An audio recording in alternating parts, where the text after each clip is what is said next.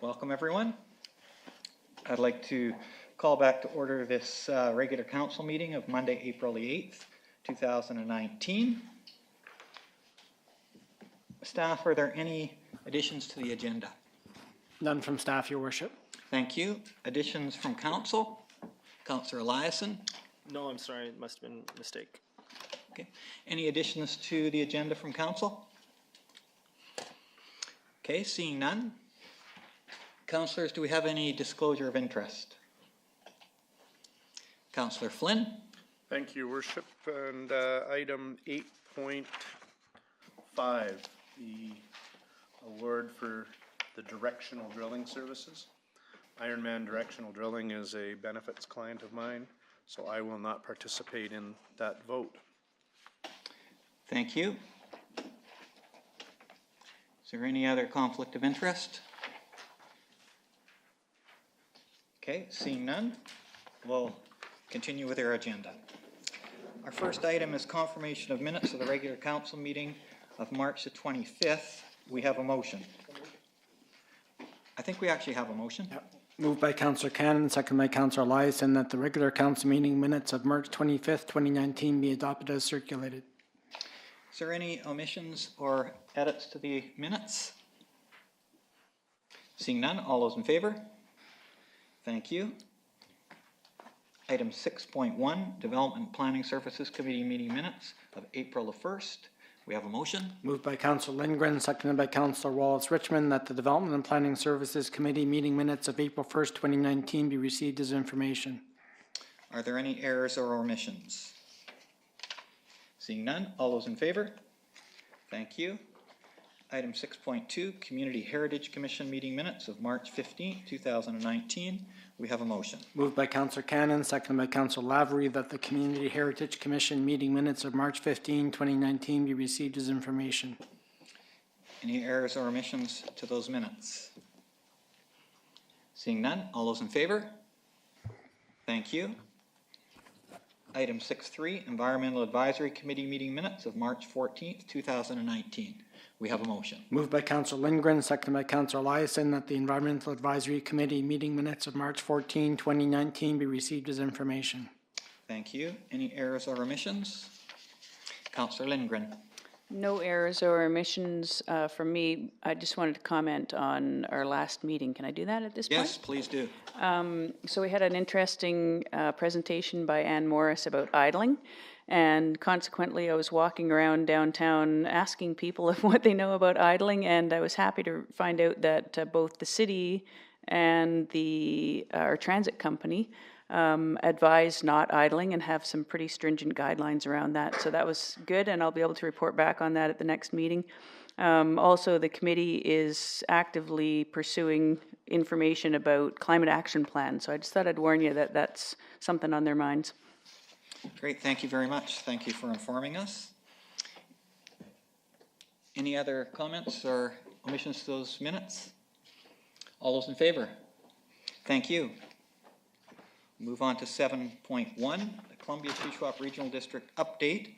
That's information for us, and I'm not sure if our CSRD reps would like to comment on that item.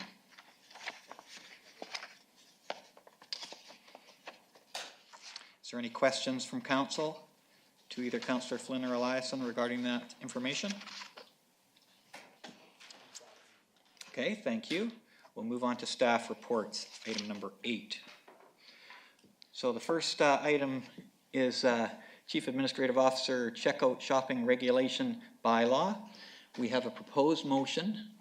Councillor Eliason, Councillor Flynn, thank you for moving and seconding. I'll have the administrator read the motion, please. Moved by Councillor Eliason, seconded by Councillor Flynn, that a public input session for the proposed checkout regulation bylaw number 4297 be held on Tuesday, April 23rd, 2019 from 6 to 7 p.m. in the council chambers. Thank you. Do staff have any comment on this report? Nothing further than what's in the report, Your Worship.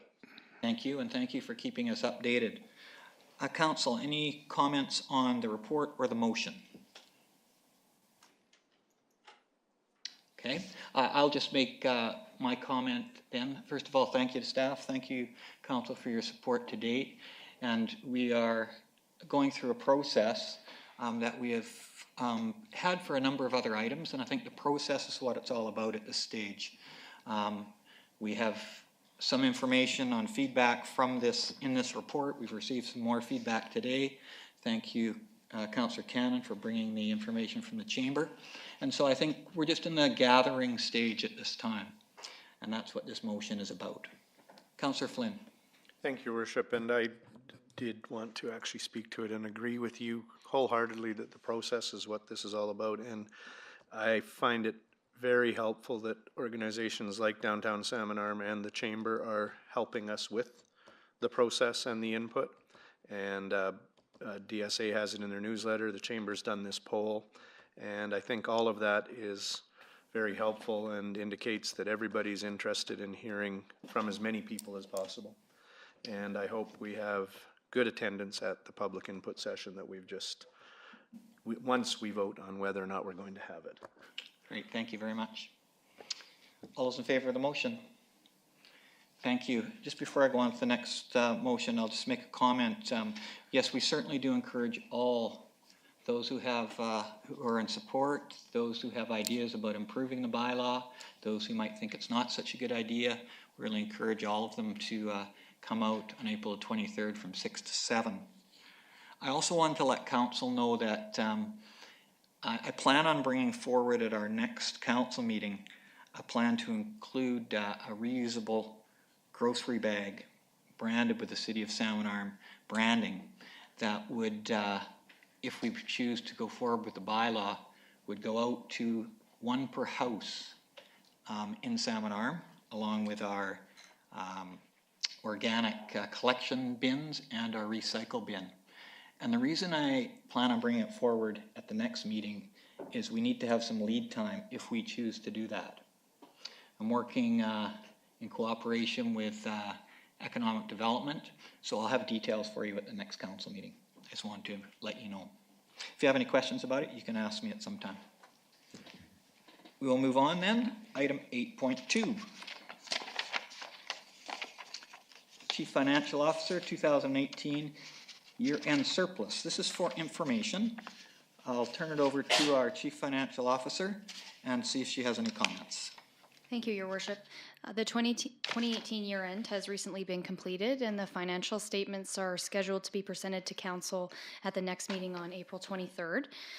Included today for your review is a memo advising of the 2018 year-end operating surpluses. As you can see from the memo, the surplus is effectively reduced as a result of carry-forward projects that were at some point funded from general revenue.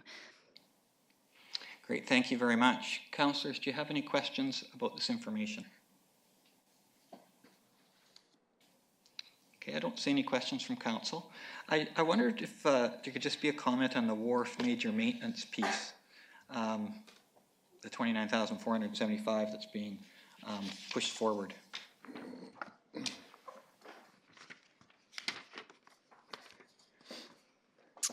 Are you just looking for some clarification on what that entails? Yes, please. They are two carry-forward projects. One is related to the pile rehabilitation for $10,000. And the second is structural repairs, $19,475. Okay, so the plan would be to have those take place in 2019? That's correct. Great, thank you very much. Councillor Flynn? Thank you, Worship, and I'm going to pretend I'm asking this question for the benefit of the students, but actually I'm not sure the answer. So the final balance being carried forward for the general revenue fund and for any other extra of 133, does that just go into that fund and sit there? Is that money we can spend? Was that budgeted for this year? Were we expecting a number, or did we budget for zero in our budget? Your Worship, so all of our budgets as we initiate them are a balanced budget, so we do not consider a surplus when we create the budget. These excess, the 133 is excess funding after the projects have been carried forward, and that's a result of the reduced costs in the accounts that I specified in the memo. So those are savings that have, and they would go directly back to the surplus reserve for any, I would say, unexpected events in the future. It's prudent to have some monies in, I would consider it a general account, and that's where they kind of remain. They And would I be could up look to, at my old budget document to see what is in that general reserve fund already. you're looking for a balance? Yeah. After this 133 goes in, because it's sounding like it's going in. General reserve, I don't have my budget numbers in front of me. General. Sorry, I'd have to do a little quick That's okay, calculation for don't worry you. about it right now. Just if I know it's going in there, I can look that up later. And So the number that's reflected in the 2019 budget now doesn't yet reflect the 2018 balances. That will be brought forward at the next budget amendment. But as of now, the general surplus amount is sitting at 569,000 Thank you. roughly. Great, thank you. Any other comments or questions from staff, from council? Okay, seeing none, we'll move forward to item 8.3, Director of Engineering and Public Works Tender Award 2019 Paving Program. We have a proposed motion on the screen. Councillor Eliason, thank you. Seconded by Councillor Wallace Richmond. Can I have the administrator read the motion, please? Moved by Councillor Eliason, seconded by Councillor Wallace Richmond, that council award the 2019 paving program contract to Okanagan Aggregates Limited in accordance with the unit prices specified in their tender and the amount of $900,000 plus taxes. Thank you. Director of Engineering and Public Works.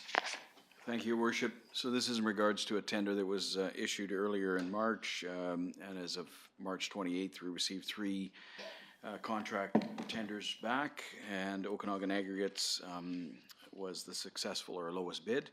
And this is for the asphalt overlay program to do various roadworks throughout the community, and you'll see in the attached map, we're doing quite a bit downtown, as you can see, along with the other projects that are going to be initiated downtown. So it's going to be very active in the downtown core. As in previous years, we have taken the asphalt patching out of the contract, and we have a separate award for that for cost-saving measures. Thank you. Council, do you have any questions around this paving plan? Councillor Lindgren. Just around the amounts, so is it correct to say that the amount we're talking about today is $900,000? The award was for 1.4 million, but is the rest of the money coming from surplus from last year, or where's the rest of the money coming from? Thank you. Director of Engineering and Public Works. Your Worship, so this is a unit price contract, so we include some capital projects as well as overlays in this, so that's why the amount is being specified at that. So there's milling, paving, there's all different sorts of roadworks that are involved in the paving overlay program. So that's only one component of their contract, and the other component is filled with other projects. So the total amount, the $957,000, is our budget. We do have a carry forward from last year. I'm not sure exactly what that is. The Chief Financial Officer had indicated that we'll have clarification on that carry forward in the next meeting. So all of that gets lumped into this contract. And again, because it's a unit price, that number is flexible. Okay. Thank you. Councillor Lavery. Thank you, Mayor Harrison. And actually for the students, today we'll have lots of stuff on the agenda that's really practical stuff. Paving roads, buying trucks, updating fire trucks, and none of it is cheap. I'd asked the Director of Engineering beforehand, just so we know, so $900,000, how many kilometers does that get us, So roughly? Your Worship, the $957,000 that we have, we base that, we do a rough estimate, our own cost estimate, based on our anticipated per tonnage cost for asphalt. And so far, we've got about 6 kilometers of road that we can do with that amount. So there you go, 150K plus per kilometer. And again, there's this is taking care of the nuts and bolts of operating this. That's just for the asphalt overlay. So the staff do a good job at prioritizing the needs. There's a process for doing that, and then they come to council for authorization for that. We probably should be doing more by a long shot, but this is what we do to the tune of just, again, under $1 million. So there'll be a number of other expenditures you'll see here today about that. It adds up quickly. I'll certainly support this. Thank you. Thank you, Councillor Lavery. Councillor Flynn. Thank you, Worship, and thank you to Councillor Lindgren for asking kind of the question I want, but I just want to make sure I'm clear. The table on page, whatever it is, 20, I believe. It looks like there's approximately $87,000 shortfall between budget plus carry forward and the contract. That will be determined by finance to figure out where that comes from before we do the final budget? Simple answer is yes. Okay. It's more complicated. The other thing is that these are all estimates. So depending on when we go onto the road to actually pave the road, there might be areas that we have to dig out. We might actually have to extend that pavement to a certain point. So there's going to be lots of flexibility there. Okay. And in previous years, and just to follow up with Councillor Lavery had mentioned, all of these locations are picked through our pavement management process. So we have roads that are identified in priority levels, and that's how we develop this. But when we're in the field, we may end up taking one of those projects off in order to do a little bit more work in another project. So again, it's a very flexible contract, and we base it on unit price for the asphalt. Thank you. And then is there also a separate budget for patching unusual parts that fall apart? Your Worship, there's we have $80,000 in our budget for patching each year, and that's also that's a separate capital budget from there, and that's going to be discussed at the next report. Thank you for all those answers. Thank you. Councillor Lindgren? Thanks. I just wondered, doesn't affect how I'm going to vote on this, but just to satisfy my curiosity, is this type of paving when they use the machine to chew up the top layer and then relay it? Or are we taking up everything that's there and hauling it away and putting down new roads?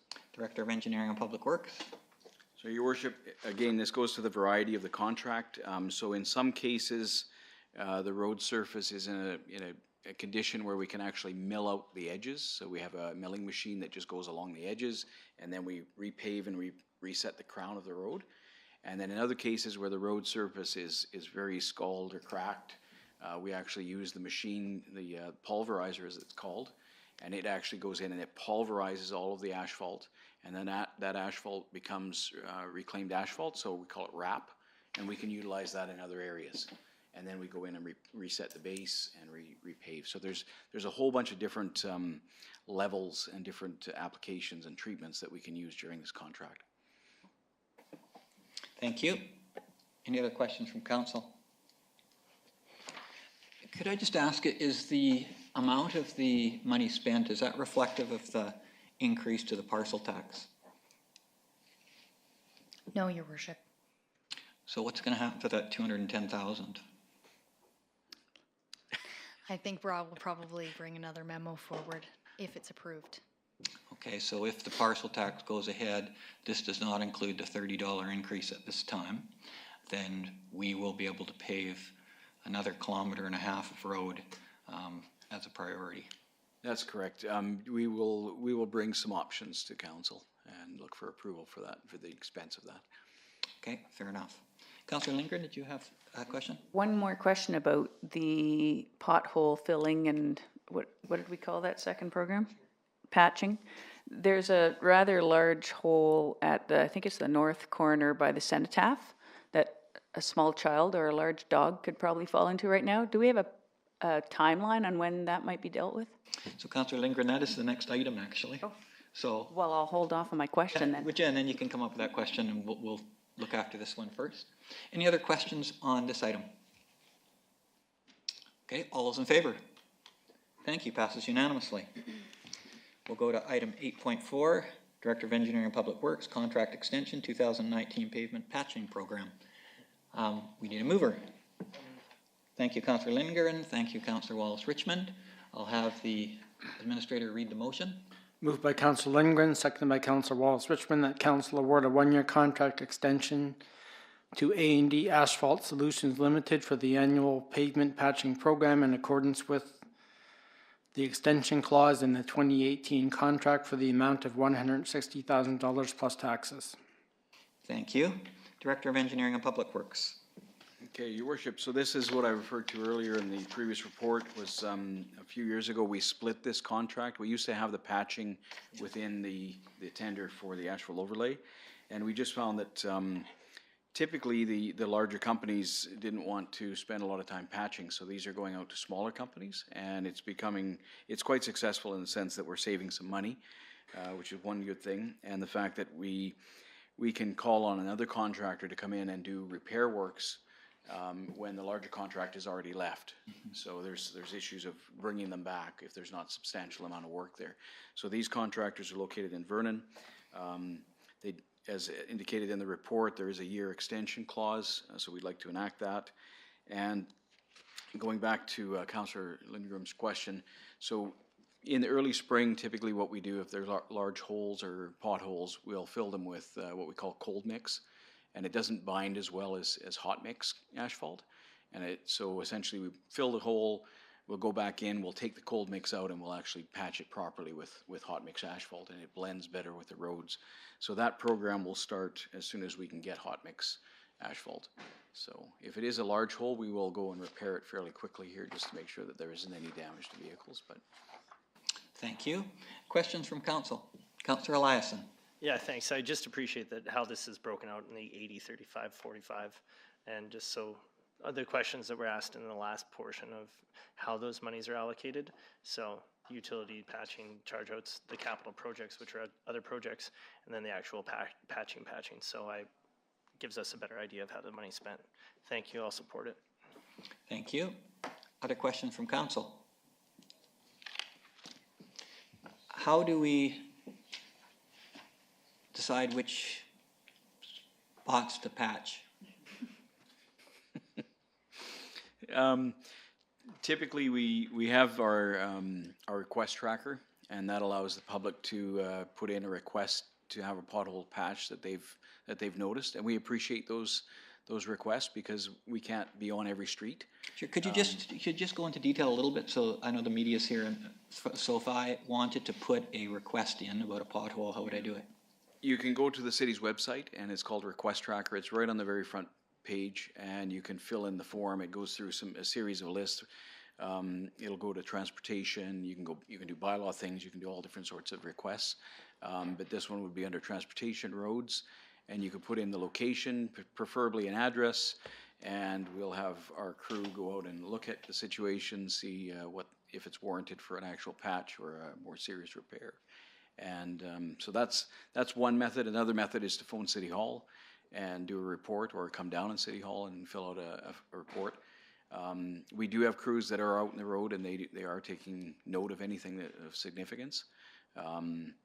But we've probably started it hasn't been that bad this year. The frost hasn't heaved as much as typical, even with those colder temperatures. But we always see the same potholes reappearing. Great, thank you very much, and that's good information for the public to know. Any other comments from council or questions? Seeing none, all those in favor? Thank you, passed unanimously. Councillor Flynn is just leaving on this one because he's in conflict. Item 8.5, Director of Engineering and Public Works, 10th Avenue Northeast Water Main Upgrade Project, Material Supply Award and Drilling Services Award. We have a proposed motion. Thank you, Councillor Eliason. Second, Councillor Cannon. I'll have the administrator read the motion. Moved by Councillor Eliason, seconded by Councillor Cannon, that the 2019 budget be amended to reflect additional funding for the 10th Avenue Northeast Water Main Project in the amount of $45,000, funded from the Lakeshore Road Water Main Leak Detection Project, $25,000, and the Water Future Expenditure Reserve, $20,000. Thank you. Director of Engineering and Public Works. Thank you, Your Worship. So this is a more complicated project. We've had it in the budget for a few years now, and unfortunately, this budget has been sacrificed to actually fill in for some of the other budgets that have gone over. So this is back, and we have reevaluated the actual process of doing the work, and we felt that by drilling it, it would cause the least disturbance.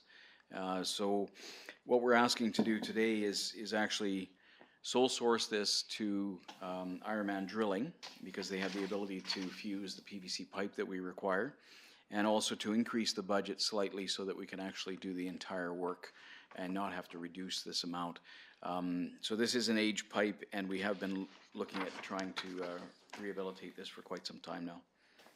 Great, thank you. Would you just show us the map that's in the report and for the gallery? Could you just refer to the work that's being done? So essentially from 97B, drivers, the car sales is on the corner. And essentially it's a section of water main that goes from, I forget what street that is, but I think it's 11th. From there all the way down to the other. Now that whole section of road, actually no, it's actually the dash line. You can see the dash line on there.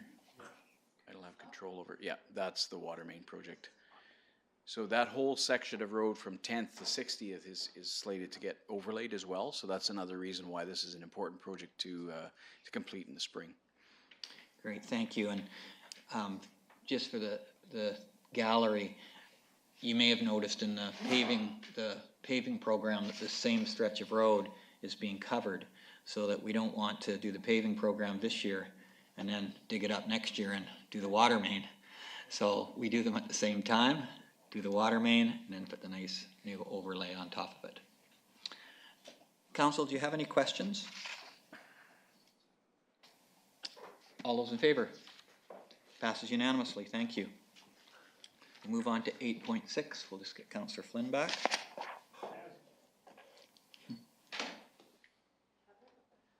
No, he's in the... Gavin!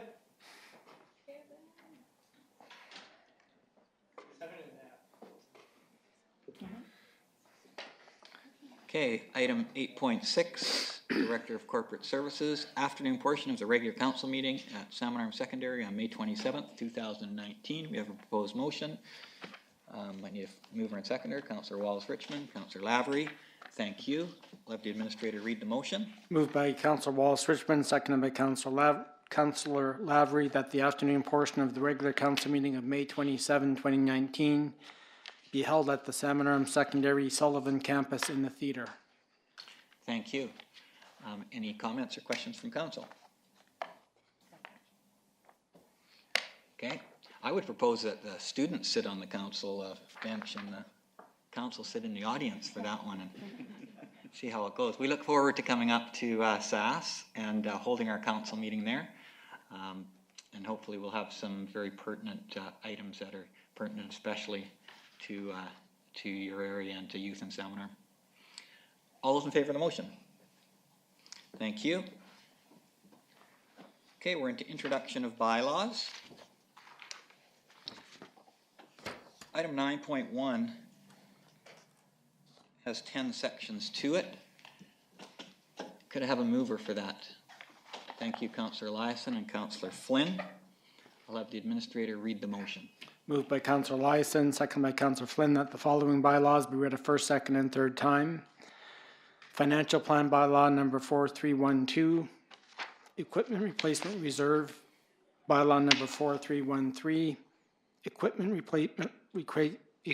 Reserve Fund Expenditure Bylaw number 4314, Emergency Apparatus Reserve Fund Expenditure Bylaw number 4315, Capital Reserve Fund Expenditure Bylaw number 4316, Development Cost Charge Drainage Reserve Fund Expenditure Bylaw number 4317, Development Cost Charge Road Reserve Fund Expenditure Bylaw number 4318, Development Cost Charge Water Reserve Fund Expenditure Bylaw number 4319, Development Cost Charge Sewer Reserve Fund Expenditure Bylaw number 4320, and Cemetery Columbarium Reserve Fund Expenditure Bylaw number 4321. Thank you. Would the Chief Financial Officer like to comment on these? Thank you, Your Worship. As part of the year-end closing process, the 2018 Financial Plan Bylaw and various reserve fund expenditure bylaws are presented for 3 readings. The amendment is to reflect council resolutions that were made up until the end of the year and to redirect allocations between budget accounts. The reserve fund expenditure bylaws are required. Reserve funds require council approval to withdraw any funds. So those were all related to capital expenditures that were approved within the budget. And they're detailed within each bylaw. The last one that is for 3 readings, the Cemetery Columbarium Amendment Bylaw, related to a bylaw in a prior year that was noted to include, it referenced the other cemetery reserve funds. So this is just a bit of a housekeeping item to correctly reflect the true happenings that occurred that year. I'd be happy to answer any questions you may have. Great, thank you very much. And I'd open up to council. I just ask council if you have a question, maybe refer to the page number first, and then we can all turn to it. Council, do you have any questions regarding this proposed motion? Councillor Lavery. Thank you, Mayor Harrison. Just some clarification questions, and then in the later some examples for the students as well. On page 88, climate action revenue showing an increase of $55,000, and I'm assuming since the last discussion we've had then that represents the government under the CARE funding. The check has come in. Is that indeed? Okay. Director That's correct. Our Chief Financial Officer. That's correct, Your Worship. Okay, and we'll worry about the 2019 down the line, but the discussion during the 2019 budget was, it went down fairly low in anticipation of recognition, so we probably have something like $72,000, $73,000 in that. I don't need that answer now, but that's topped up. Yes, that's correct. We don't budget for those funds when we set the initial budget. Rather, we do an amendment once received. Until we get them. Thank you very much. That's my first question, and good news. Page 89. On the transfer from reserve strategic wildfire plan, I was a little, I wasn't sure of what exactly we meant there. So is that going into reserve, or is that being cleared out? Director, our Chief Financial Officer. Through you, Your Worship. Thank you. So the wildfire plan was funded from $15,000 from reserve. The monies were not spent in 2018, so we eliminated the transfer coming in from that reserve and also reduced the expenditure to 0. So what will happen in the 2019 budget amendment is you will see that project being funded from the reserve fund. So the reserve remains. That's correct. Thank you very much for that. All good news here. Page 96, under the expenditures section, and I have to just find that myself. And it's the Rainbow Crosswalk, which is proposed decrease $6,000 to reflect actual and redirect it to reserve for culvert design. And I have to say that it was a good action by this council, and one that was rightly done. Certainly the crosswalk is looking somewhat bare and bereft, and I cannot remember whether we have any money in the 2019 to refreshen that. So it's partly a 2018 reserve question, partly how can we find some money so that we can repaint it? Director of Engineering and Public Works. Your Worship, we included that in our 2019 budget. Okay, so that we have Done this spring. We have the money for that. That's great and great news. Thank you. And Your Worship, I think coming into next year's budget, if I can even think that far ahead of time, I think there's some other ways we can promote inclusivity through signage and things like that, other than repainting a crosswalk all the time. But we'll talk about that in the fall. Thank you. And I have Continue, please. Thank you. Well, actually, maybe I'll just pause and I'll come back a second time because I wanted to illustrate some things for the students, and perhaps others have some questions on that. All right. If you press your button again, then we'll bring you at the end of the queue. Councillor Wallace-Richmond. Thanks, Your Worship. On page 100, also on page 85, I believe. Through you, Your Worship, can the Chief Financial Officer just clarify for me what is happening with the Canada 150 account? Is it being closed out and the money's put somewhere else, or? Thank you. Did Chief I- Financial Officer? So right now, the Canada 150 Celebrations account, that's a reserve fund that was also established and includes monies for the Gallery 150 and the Art Gallery Map of Canada. Previous motions had us bring back funds from that account to fund future fireworks displays. And so that's happened in 2019 budget of 10,000. Currently, the Gallery 150 and the Art Gallery Map Canada projects, I believe, have been carried forward to 2019, awaiting council's direction on whether that is something that's going to carry forward and be completed, or if you would like to reallocate those funds for another purpose. Okay, I see. Thank you. Any follow-up to that, Councillor Wallace Richmond? Well, certainly through you, your worship, the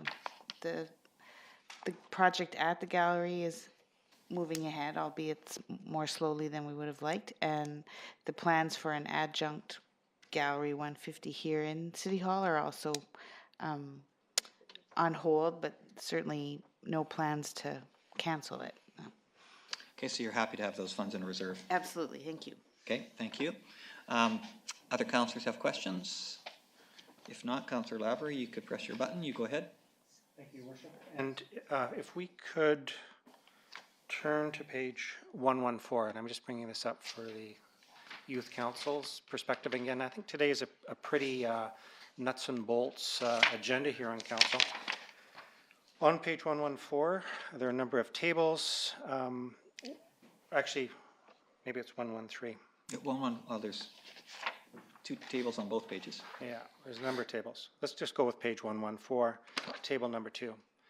So, and I'm not sure, I know you've met with staff before and have come in and talked to you and things like that. I'm not sure if this topic has been covered with you or not. But essentially, taxpayers are broken out into classes of taxpayers. And Lavery, I just want to get that on the screen if we can.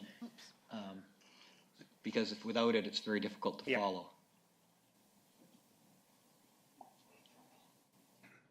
there we go. There it is. Thank you. Go ahead. Thank you very much. I was looking at my own screen and assumed everybody had it. So essentially, there are classes of taxpayers, and the biggest one is residential. I just want to go through one of those columns a little bit so you can keep that in perspective, because these are issues that we grapple with all the time here. So if you look at the residential, I'm going to skip over the 2018 tax rate, but we do set tax rates, but it's called class multiple. So everything is kind of based on what a residential person would pay for their taxes. So if you go down, utilities would pay 6.54 the amount of time, based on assessment, the amount that a residence would pay. Major industry would pay 17.52 amount of taxes that, based on their assessment, that a residence would pay. Light industry and business, you'll see us at 2.82 each of them. So when we're talking of raising taxes, we're always looking not only just at the impact on residential, but what are the impact on these other classes of taxpayers. I guess it's almost 2 years ago, the previous council evened out the tax rate for light industry and business with a lot of consultation on that. Light industry actually paid a lot more, and it looked like they were going to be assessed a lot more. So we, in consultation with the business stakeholders and the light industry, we equated those to make it more of an even taxation burden on them. Business actually supported that on the whole, and I think light industry certainly came around fairly quickly to appreciating doing that. So it's these tables are one of the tools that we see it after the fact, but they represent the thinking going into taxation and setting taxes.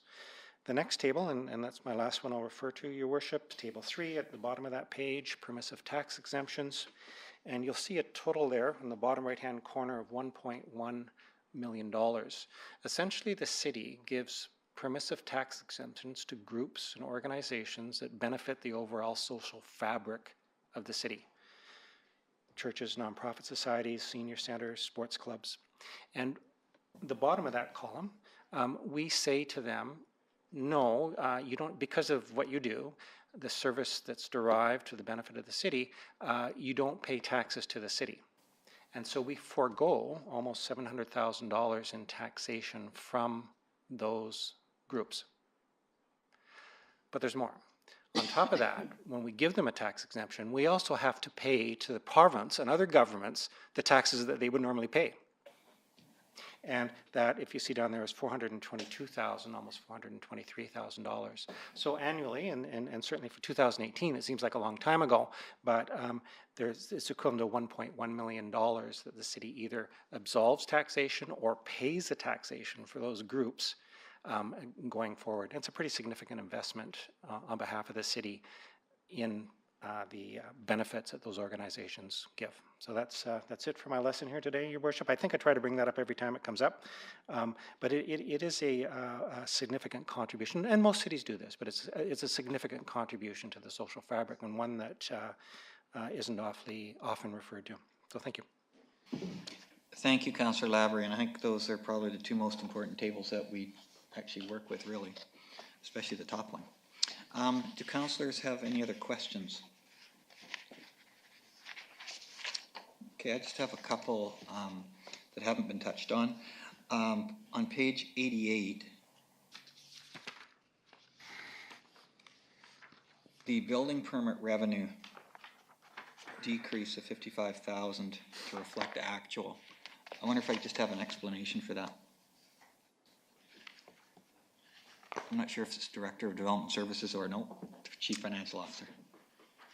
I guess what I would say is the building permit revenue was estimated, I believe in June of last year. We increased it pending some future permits, and we were, I think, optimistic in what that was. So the $55,000 reduction was to reflect what was actually received.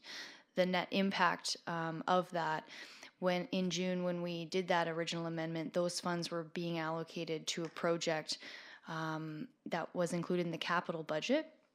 The funding sources, the other funding sources that were for that didn't materialize either. So any monies that were collected were transferred to reserve for a future year. Okay, I understand. And it's, so that was an amendment that we made in June. It wasn't the set amount that we set during budget time. That's correct. Okay, because I knew that we had talked a lot about the amount, so that makes sense. Thank you very much for that.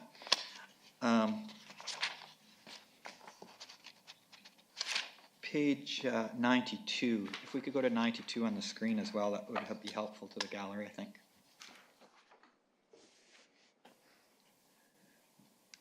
So the RCMP police force decreased 149,000, and the explanation is very clear. So as a result of vacancies, we're going to take that 149,000 and move it into reserves in anticipation of RCMP retroactive wages. I just want to make sure that I understand that correctly. The 140, so the budget was originally moving 87,300 in from reserve to help offset some of those costs in 2018. So because the savings were more than that transfer was eliminated, and the net effect of that was transferred back to the reserve to help offset the future costs of what those retroactive wages would be. I see. So is the net 149,000 or is the net 149 minus 87? The total decrease is 149. That's not the net. Okay, understand. All right, so that will be in reserve. RCMP have been without contract for some time. Thank you. Page 95, it's a small item about transit shelter maintenance. I guess my question is probably Director of Engineering and Public Works, really. It looked like we weren't able to get what we needed to fix the transit shelters. Is that a long-term problem, or was it just a problem for last year? Your Worship, it was just a problem for last year, and we will be taking the monies and hopefully using them for the relocation of the Askew transit hub. So. Fantastic, good thinking. Thank you. Okay. Page 96.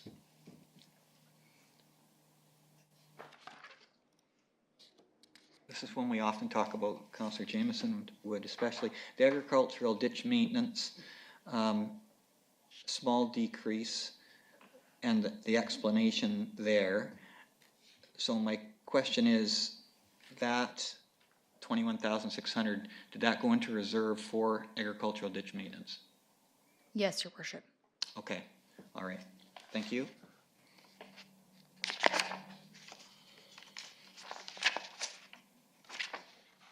And page 102.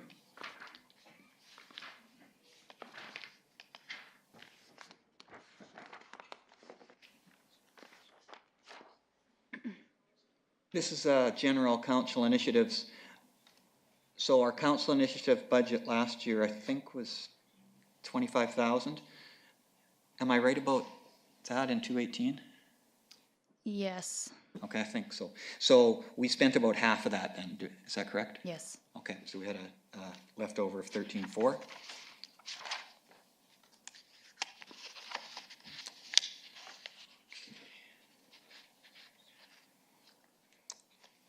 Item 105, or page 105, and sorry, I just want to make sure I understand all this. It's under the water fund. So is the increase due to more people hooking up, or is the increase due to a percentage increase of the charge? Sorry, Your Worship, which one? I'm sorry, user fee, and well, it will be the same, I think, user fee and metered rate. Under water fund on page 105. Yes, those top two revenues. Those would be attributed to new hookups, I believe. Okay, right, that's good. And the same would apply to the sewer ones then. Yes. Okay, and thank you to Councillor Lavery for referring to those tables. I just wanted to refer to the table on page 113.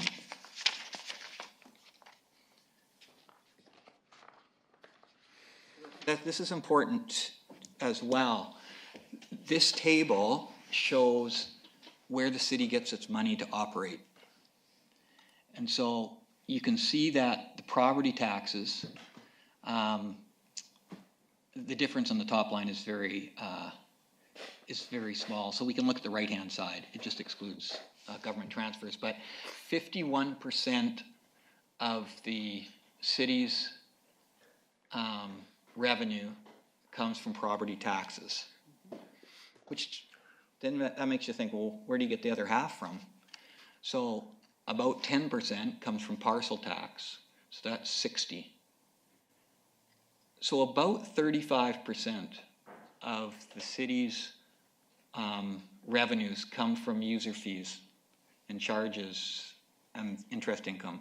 So when you go to swim at the rec center and pay your fee, that would go into that 34%. Or when someone comes to get a permit, that will go into that monies. So 35% of municipal revenues come from user fees, which many people don't know. Most people think it's just property taxes. And we try to balance at this table, a balance between how much the user pays and how much the general taxpayer pays. So for example, maybe you never go skating. So it might be unfair to have the property tax pay for 100% of the fees for Shaw Center. So that's why when you go skating, you have to pay $4, because that offsets the actual property tax. Property tax supports most of something like Shaw Center, but user fees support some of it. And that's what that table shows. Okay, one last table. Bear with me, Council. The last one on 116.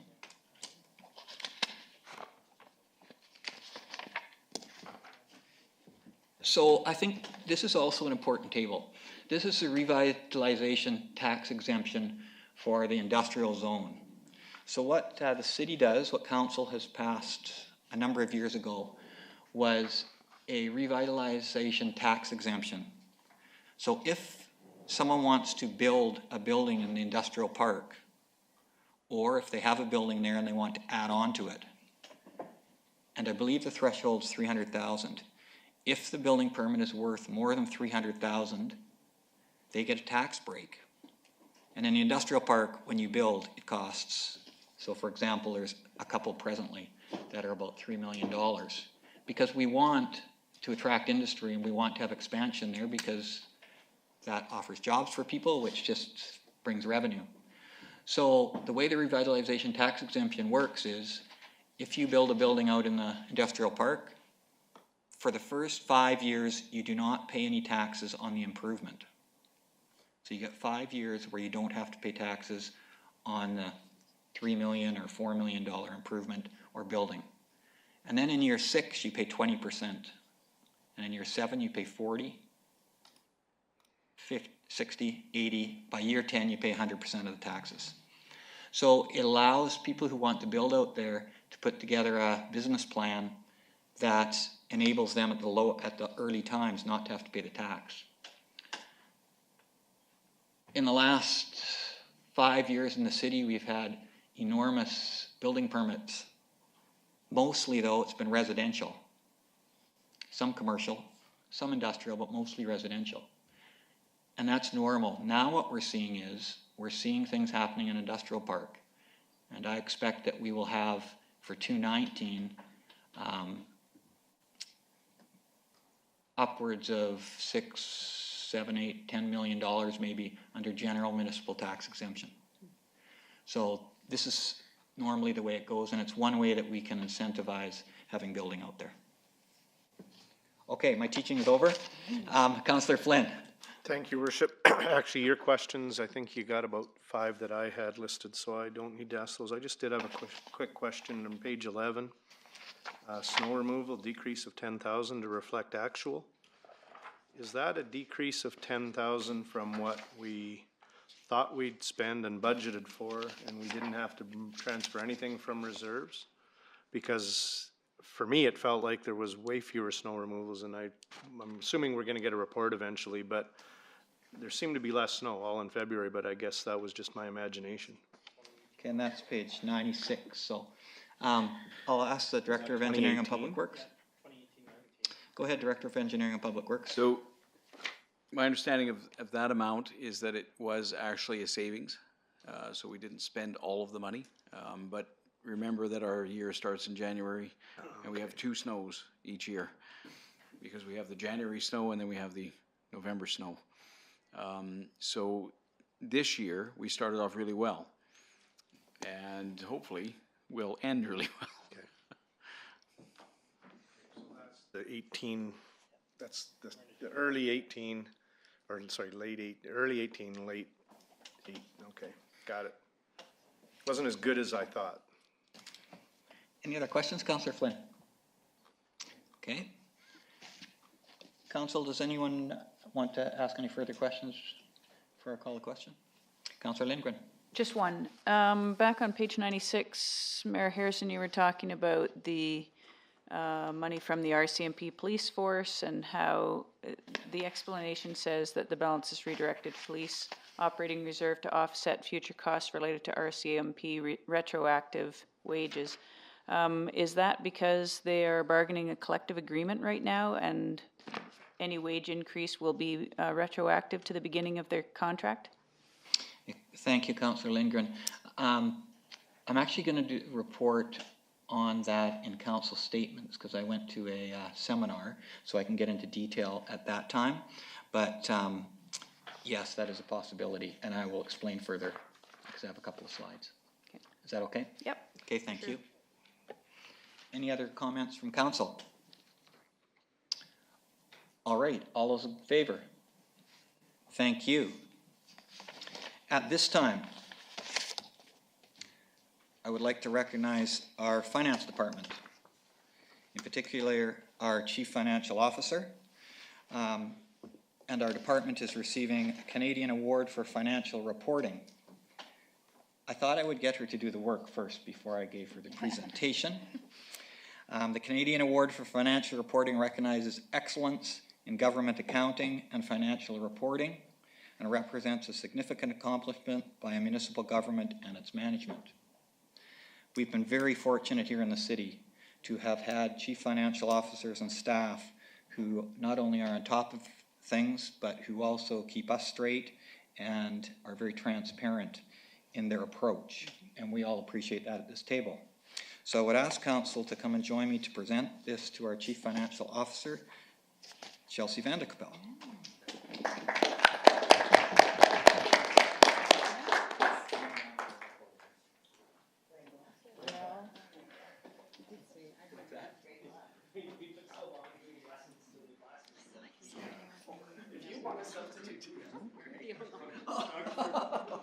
It's like if you need to get back to class, we can arrange that.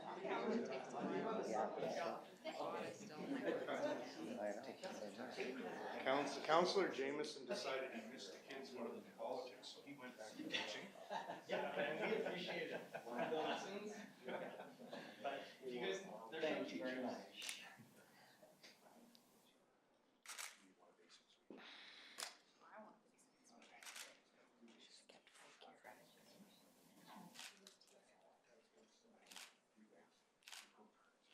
We all need to shake your hand and thank you. Thank you very much. Thank you, Chelsea. Good job, Bill.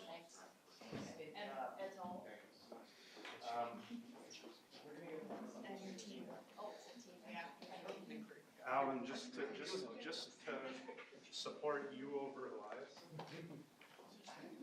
is helpful discussion with every taxpayer in the community. Thank you. Chelsea, would you like to make any comment? Thank you. Sorry? Yes. It's definitely a team effort. I couldn't do it without the efforts of the finance department. There's quite a bit that goes into the entire process, and a lot of ladies put in a lot of extra time every year, and it's something to be proud of. So thank you. Thank you. Council, any comments before we move onwards? Okay. We will move on to 9.2, City of Salmon Arm Zoning Amendment Bylaw number 4331, Lawson Development Limited, 12th Street Southeast, R1 to R8, first and second readings. We have a proposed motion. Need a mover and seconder. Councillor Lavery, Councillor Wallace-Richmond, thank you. We'll have the administrator read the motion. Moved by Council Lavery, seconded by Council Wallace-Richmond, that the bylaw entitled Zoning Amendment Bylaw number 4331 be read a first and second time. Thank you. Director of Development Services. Your Worship, the property under application is located at the corner of 12th Street Southeast and Auto Road. It's 0.46 acres in size, and it's presently zoned R1, single family residential, and the applicants would like to rezone it to R8. There's also a 3-lot subdivision going on at this time, an application for 3 lots. And the zoning, whether it stays R1 or R8 doesn't affect the subdivision. That's just for additional information. And the OCP of the area, the light yellow is low density residential. The bright yellow is medium density. The orange is high density. The low density supports R8 zoning, and so staff support the proposal. Thank you very much. Council, any questions? Okay, seeing none, we did talk about this in detail at planning, and the public hearing date would be which Director of Development Services? It would be the next council meeting. Okay, thank you very much. All those in favor? Thank you. We'll move on to 9.3, City of Salmon Arm Zoning Amendment Bylaw number 4332. RNS Templin and Wong, 3200 20th Street Northeast, R7 to R8, first and second reading. We have a proposed motion. Need a mover and seconder. Councillor Eliason, thank you. Councillor Cannon, thank you. Have the administrator read the motion. Moved by Councillor Eliason, seconded by Councillor Cannon, that the bylaw entitled Zoning Amendment Bylaw number 4332 be read a first and second time. Director of Development Services. Your Worship, this is the Woodland Heights subdivision on 20th Street Northeast. Address is 3200 20th Street. It's one of the last vacant lots in this subdivision. And the proposal is to rezone the property from R7, large lot, to R8, residential suite zone. And like the previous proposal before this one, the OCP supports the zoning. Thank you. Would you just show us the zoning map? Great, thank you very much. Council, any questions for first and second reading? Again, we talked about this as planning. All those in favor? Thank you. We'll move on to item 10, reconsideration of bylaws. First one is City of Salmon Arm Fee-for-Service Amendment Bylaw number 4329, Airport Terminal Building Rental Fees. This is final reading. Need a mover and seconder for the motion. Councillor Eliason. Councillor Flynn, thank you. Have the administrator read the motion. Moved by Councillor Eliason, seconded by Councillor Flynn, that the bylaw entitled Fee for Service Amendment Bylaw number 4329 be read a final time. Thank you. Director of Engineering and Public Works. Thank you, Your Worship. Oh, sorry, Corporate Officer. I'll speak to that. This bylaw is to set the fees for North Okanagan Vertical Adventures rental of the terminal building, upstairs and downstairs, $610 per month on each floor. Great, thank you. Any questions from council? All those in favor? Thank you. Item 10.2, City of Salmon Arm Parks Regulation Amendment Bylaw number 4328, prohibit dogs on foreshore trail, final reading. We have a motion. If a mover, Councillor Wallace-Richmond, seconder, Councillor Lavery. Have the administrator read the motion. Moved by Councillor Wallace-Richmond, seconded by Councillor Lavery, that the bylaw entitled Parks Regulation Amendment Bylaw number 4328 be read a final time.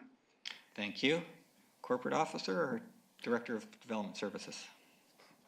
Your Worship, this is a proposed amendment to the Parks Regulation Bylaw, and it's to move the prohibition period for having dogs on the foreshore trail, to push that prohibition period ahead by 2 weeks.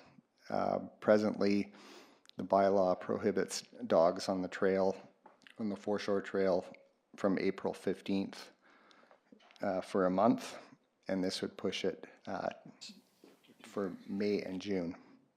2 months, sorry. Basically, this was a rapid response to a council motion to have a bylaw in place as soon as possible. Great, thank you very much. Any questions from council? Okay, I'd just like to point out, so the previous bylaw prohibited dogs on the foreshore from April 15th to June 15th because that's when birds nest there. But we received from some expert advice that said actually the nesting season is 2 weeks later than that. So this proposal suggests moving it from May 1st to June 30th.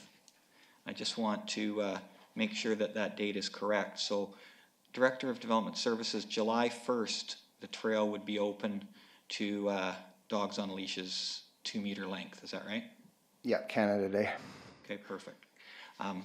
Thank you very much. Councillor Flynn, you have a question? Well, I was just going to say that there's science to back this, or experts to back it, and I think it makes sense.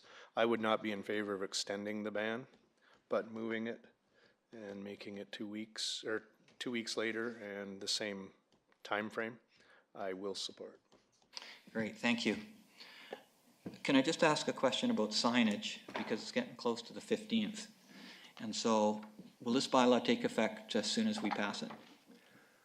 Yes, Your Worship, and we'll notify the Trail Alliance, who's coordinating the signage down at the foreshore trail. Okay, so do they look after, like the signs there now that look like city signs, just have to have a sticker put on them to change the dates? Do they look after those? Yes, they would. Okay, and then they have their own sign they put on the gate. Yeah, and there's different property boundaries down there. There's a lot of people think that the land around the foreshore trail is city, but it isn't. It's Nature's Trust. But actually, the Director of Operations and Engineering might know a little bit more about the signage than I do. Okay, Director of Engineering and Public Works? The Director of Development Services, correct. The signage will be, it's not under our care, so they'll be managing that themselves. Just a clarity, the actual trail, 10-meter piece, is owned by the city. Your Worship, there's a right-of-way that goes from basically the city center to Raven, and that's a 10-meter right-of-way. It does cross over city lands as well, so that there's a variety of ownership along the foreshore. Okay, thank you very much. Councillor Lavery? Thanks, Mayor Harrison. Being the relatively new chair of Greenways, and I'm 99% sure of this, but I do believe that the Trail Alliance has got new signage ready to be printed out as well on this, but they needed confirmation of the bylaw. So it may be more than just a sticker over the old ones. I think that there's this is part and parcel of a program to up the signage in a number of our Greenway trails, and I believe that that will be one of them. Great, thank you very much. Any other questions? All those in favor? Thank you, passes unanimously. 10.3, City of Salmon Official Community Plan Amendment Bylaw. Number 4324, Cutting Edge Holdings Limited. This is actually second reading, it says. Yes, that would be correct. Second reading. Can we have a mover and seconder to that? Councillor Flynn, Councillor Wallace-Richmond. I'd ask the administrator to read the motion, please. Moved by Councillor Flynn, seconded by Councillor Wallace-Richmond, that the bylaw entitled OCP Amendment Bylaw Number 4324 be read a second time, and that pursuant to Section 475 of the Local Government Act, Council has considered this OCP amendment after appropriate consultation with affected organizations, and further that pursuant to Section 476, Council has considered this OCP amendment after required consultation with School District Number 83. Thank you. Director of Development Services. Your Worship, the property under application is 1231 30th Street Northeast. It is designated highway commercial in the OCP community plan, and the proposal is to redesignate the property to high-density residential. Council has granted first reading to the bylaw, and because it is an OCP amendment, Council has to consider a number of steps before second reading, including sections 475 and 476 of the Local Government Act. So this is different than a zoning amendment, and that's why you are only considering second reading today. Great, thank you very much. Could we just have Appendix 1 up? This shows the map so the gallery will know which property we're talking about. Great, thank you. Council, any comments? Councillor Wallace-Richmond? Thanks, Your Worship. So just to clarify, if this passes, then it goes to public hearing, or? Director of Development Services? If this passes, then the related zoning bylaw amendment will come to you today. And if that passes, then both bylaws will go to a public hearing next council meeting. Next council meeting, okay. Have we heard from the applicants in public yet, or? They've been advised of the meetings. Okay, all right, thank you. Councillor Flynn? Thank you, Your Worship. When is the best time to comment on support for this? Because we've got two motions, and this is second reading. Yeah, this is the official community plan part, but we have the zoning piece coming next, so. Okay, I'll wait for the zoning. Okay, you wait for the zoning, that's fine. Any other comments? All those in favor? Thank you. We'll do the zoning piece now. 10.4, City of Salmon Arm Zoning Amendment Bylaw, number 4325, Cutting Edge Holdings Limited. We have a proposed motion. Need a mover and a seconder. Councillor Flynn, Councillor Eliason. If we could have the motion read by the administrator, please. Moved by Councillor Flynn, seconded by Councillor Eliason, that the bylaw entitled Zoning Amendment Bylaw Number 4325 be read a second time. Thank you. Could we just have the zoning map up there? I think it's, yeah, that's, yes, that's the one, thank you. Okay, comments from council. Councillor Flynn. Thank you, Your Worship. I will vote to move this forward to the public hearing process, and I am usually not a big fan of downzoning and perhaps moving what could be commercial property, highway commercial, into residential. But in light of the piece of property in front of this and the R4 beside it, and behind it, I will vote in support to move it forward and hear what the public has to say. Thank you. Any other comments, council? Councillor Wallace Richmond? Thanks, Your Worship. Having not heard here from the applicant as of yet, and I always ask the question, have you spoken to the neighbors? I can't get that answer, but the property to the west is, would the Strata Corp get the letter, or are those townhomes part of like a strata, or like will each of those residents get a letter, or the overall organization would get a Director letter? of Development Services? Your Worship, every unit in that strata will receive a letter, hand-delivered, and also in the mail. And hand-delivered and in the mail. Okay, so the neighbors will get an opportunity. All right, thanks. That's what I need to know. I'll move it to public hearing, but I do want to say I think it's unusual not to have seen the applicants either in planning or at this second reading. Thank you, Councillor Wallace Richmond. Any other comments from council? Seeing none, call the question. All in favor? Thank you. All right. Our timing is good. We have 20 minutes to do informational correspondence. So item 11 is informational correspondence. Council, any items that you would like to talk about? Councillor Eliason. Yeah, I was wondering if we could bring up number 6 and maybe the picture, and maybe I'd ask the mayor if we have any response to our letter. Not that picture, that one. I like it. I'd like to put it up, but maybe Your Worship, have we had a response back from from either Imperial Oils or 7-Eleven? Thank you, Councillor Eliason. You mean the temporary eyesore? I think that'd be a great banner. Thank you. Council, as you remember, we passed a motion to send a letter both to Imperial Oil Canada and to 7-Eleven. We sent that letter on March the 12th.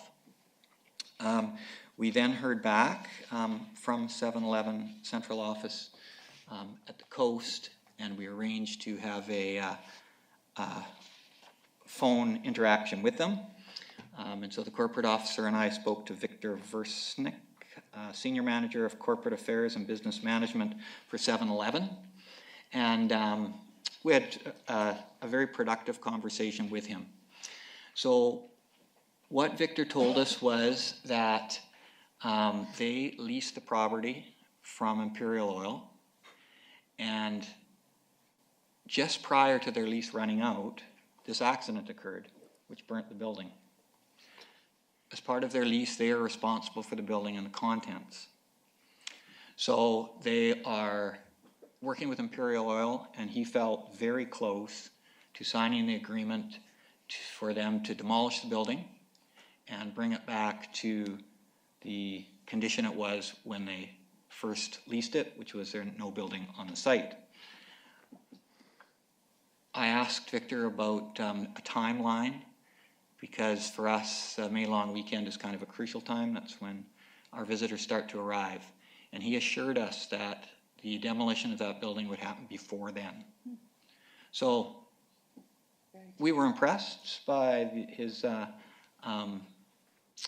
paying attention to our letter, and I think through social media he also caught wind that people in Salmon Arm are concerned about it. So we're confident that that building will be down before our tourists arrive. Thanks for the update. So there's no need for us to put up a new banner in front of the 7-Eleven, it seems. Could I pull up number 1, please, the building stats? So it looks like our single-family dwellings are down about 18 from where we were last year, 18 new single-family starts. And usually after, I don't know if you guys have read my really articulate article in the newspaper, but you probably didn't. So generally after we see building booms and spikes like we have in the previous 3 years, we see a reduction in the number of single-family dwellings. We can blame this partially on February being so cold, but also you see a spike in the commercial and the industrial. And Mayor Harrison talked a little bit about some industrial growth earlier, and we can also see the new commercial growth. So dollar for dollar permit issues were up over our record year, but it's coming in different forms of growth, and so that's generally what we see here. So thanks for your staff for your work to make all this happen. Thank you, Councillor Eliason. Councillor Flynn. Thank you, Worship. Item 10. Yes. I think we need to have a motion and a discussion in order for this event to occur again. So I'll move that we authorize staff to work with Downtown Salmon Arm or Downtown Improvement Association and the Salmon Association to host outdoor movie in the park Saturday, July 27th, 2019. Thank you, Councillor Flynn. If you have a seconder to the motion, Councillor Lavery. Councillor Flynn, did you wish to comment further? I think the letter and the success of the event last year speak for themselves. Okay. Would anyone like to speak to that motion? All right, all those in favor? Thank you, and thank you for being our rep, Councillor Flynn, on that. Do you have other items? I'll wait and see if anybody else addresses them. Okay, Councillor Lindgren. Thanks. Item number 3, I think it was. Oh, hold on a second. Item number 4. So these are questions that I personally have had as well. I don't know who Linda is because she didn't put a last name, but she has some concerns, and probably others in town too, about the speed of cars going through our downtown, the number of, she says empty billboards. For me personally, it's the number of billboards. There seem to be a lot of them, and a lot of the Burma Shave style signs seem to be going up impromptu. And the brightness of the casino sign, all items that I myself have been concerned about at one time or another. And I'm wondering whether or not we've got a response for Linda and whether or not anything's been sent out. Great, thank you for your question. I think I can answer some of the questions that you have. First of all, question 1. We've been working for about 10 years now to try to get a intersection camera to Trans-Canada Highway in Alexander, and we'll continue to do so. And I think you were present for our discussion with highways, and so I certainly agree with Linda on this one. I do know about the cameras she's talking about. She talks about ones in Kamloops. In Kelowna has financed some of their own on their own streets. Kamloops has some on the highways. Of course, the highways control what goes there. So I think our agreement with highways was once their work is finished, they'll see the effect on the traffic movement, and then we'll consider looking at cameras at that time. Item number 2 and 3, those are on properties that we do not control. They don't come under city bylaw, and so certainly we can communicate with the owners of those properties, but we can't directly affect them with bylaw. Is that helpful? Somewhat. So I understand the ones kind of maybe west of town, those wouldn't be on city land. The ones along the highway in front of, just trying to think what's down there, New Floors, that section down there, those ones along the highway, those are not ours either. That's right, those are not our, that's land owned by Adams Lake. Okay. Bummer. Okay. But we certainly can forward Linda's letter on to those government jurisdictions. Okay. Okay, do you have other items you'd like to speak to? Yes, I think it was number 9. Flip through here, see if I can find it. The Ride Don't Hide event. I'm trying to remember what the request was, to close part of Alexander for a portion of a very late evening in order to paint their Ride Don't Hide event. I'd like to make a motion that we allow the Ride Don't Hide, or CMHA probably it is, to close Alexander for that portion of time in order to paint their sign. Thank you. Seconder? Councillor Lavery. Councillor Lindgren, do you wish to speak to it further? Yeah, I do actually. The CMHA's done is what they can, I think, to come up with events that will expose our biases and our shame around mental health conditions. And I think that this is an important event that our city has supported for a number of years now. I've ridden in it in the past and will continue to do so. I think that the more that we talk about mental health conditions and make it acceptable to no different than getting glasses or going to the doctor for cancer or any of those things, that this is something that happens to lots of people, and the more we talk about it, the better it'll be dealt with, right up from, you know, young kids to seniors or victims of all kinds of mental health issues. Thank you. Do any other councillors wish to speak to this item? Can I just ask staff if they've had any conversation or if they have any concerns about the motion? Director of Engineering and Public Works.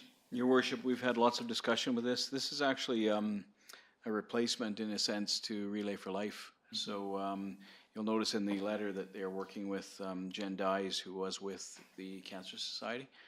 And then there's another council correspondence regarding the Luminaire Walk as well. Great, thank you very much. Okay, I'll call a question. All those in favor? Thank you very much. Councillor Lindgren, do you have any other items? Not at this time. Thank you. Councillor Flynn? Thank you, Worship. And I noticed item 5 has an A beside it, and I had highlighted it. And also saw an item in the budget process about money being carried forward for works. I guess I need to know, I felt that the answer from staff was very good, and that for the first time that I can recall, we're actually able to do something about some of the drainage ditches in our agricultural area. It sounds like Fisheries has allowed a window where we can do some work, which I think is new. So can staff maybe clarify and tell us what you need from us, if anything? Because it does have an A and I wasn't sure why. Thank you, Councillor Flynn, appreciate it. And two of the residents that live on that street, Mr. Turner and Mr. Vivian, are out there. And if council is comfortable, I would ask John if you wanted to come forward, if you want to add anything to his letter or answer any questions from council before we refer to staff. So many of you probably know John, who's been on Watershed Council, farms on Arnold Road. Honorable Mayor and Council. Yeah, thank you very much for tabling that letter or reading it. This is an issue of extreme frustration to us on that road. Rob Neunhauser is well aware of it also, and in the past, when Denise Reimer was a councillor, she came out and looked at it, and I'm aware that the district has got no jurisdiction over the creek, and the creek is a bed load issue.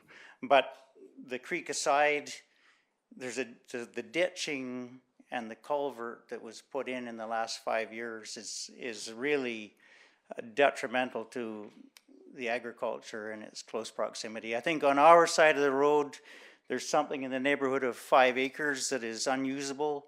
Across the road on land that Jack McLeod rents, there's more than that. There's, but let's just say 5 acres. So you've got 10 acres of land that's turning into a swamp.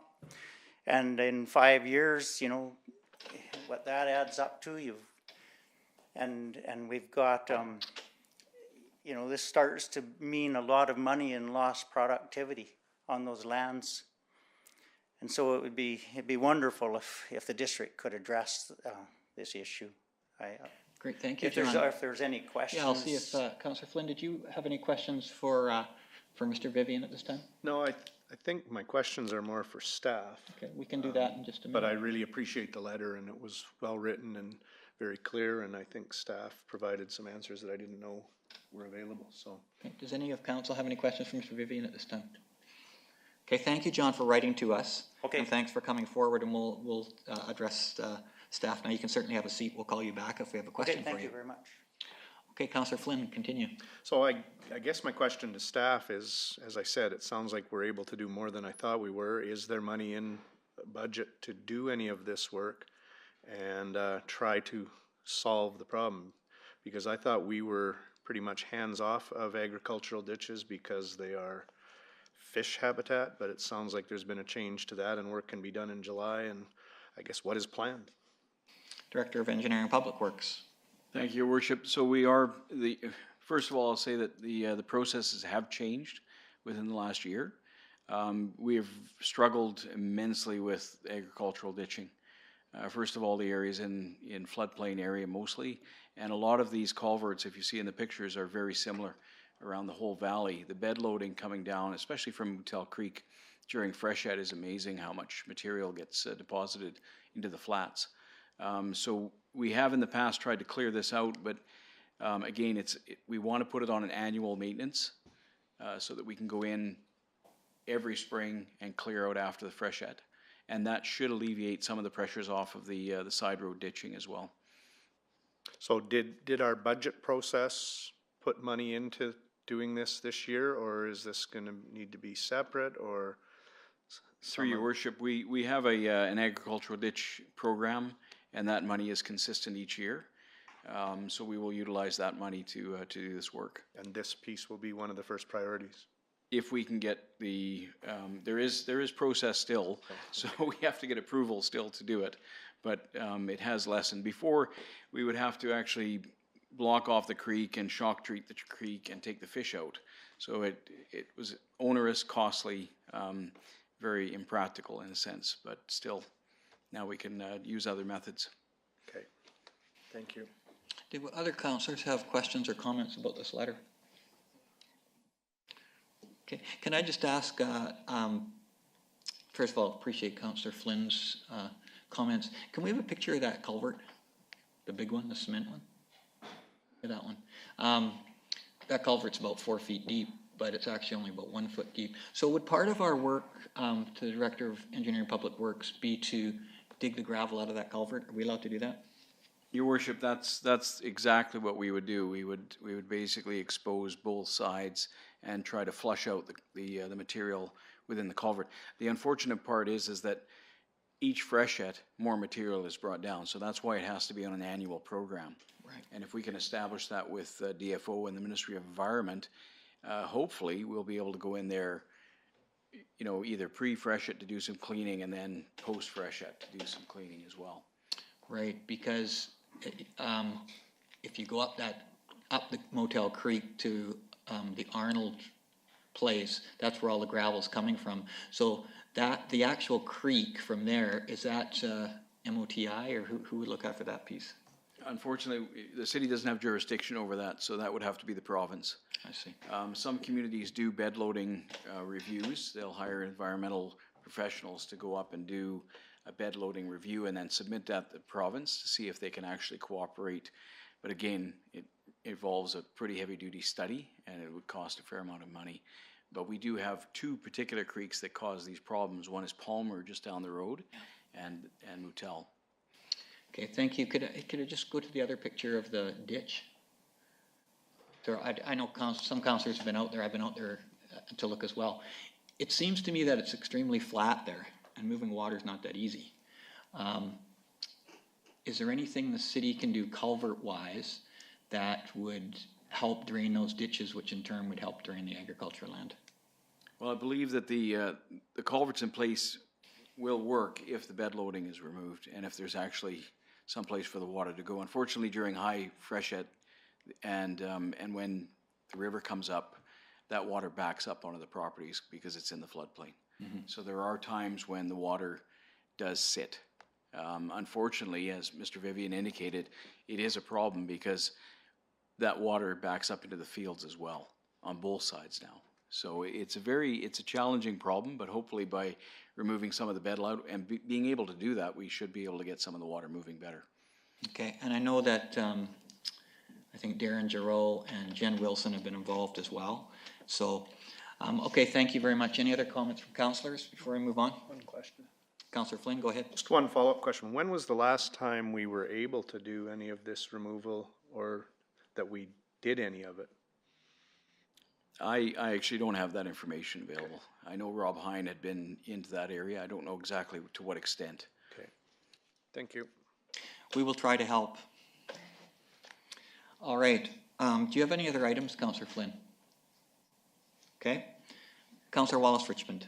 Thanks, Your Worship. Items 7 and 8. Okay.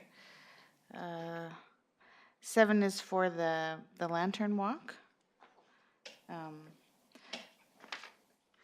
I think we would need a motion to move ahead with that. Is that right? Or Director of Engineering and Public Works, do we need motions for 7 and 8? Your worship, number 7 has been changed, so the correspondence that you have is in regards, oh, sorry, it's, the new one is up. So they're actually looking at doing it Marine Park, and this is again in place of Relay for Life. They would like to do the Luminaire Walk okay? at Marine Park, so there'll be a motion required for this. All right. I would. Thank you, Councillor Wallace Richmond. Seconder to that motion. Councillor Flynn. Councillor Wallace Richmond, would you like to discuss the motion? Other than it's a meaningful, important event, and I appreciate the time and effort of the organizers to move ahead with it.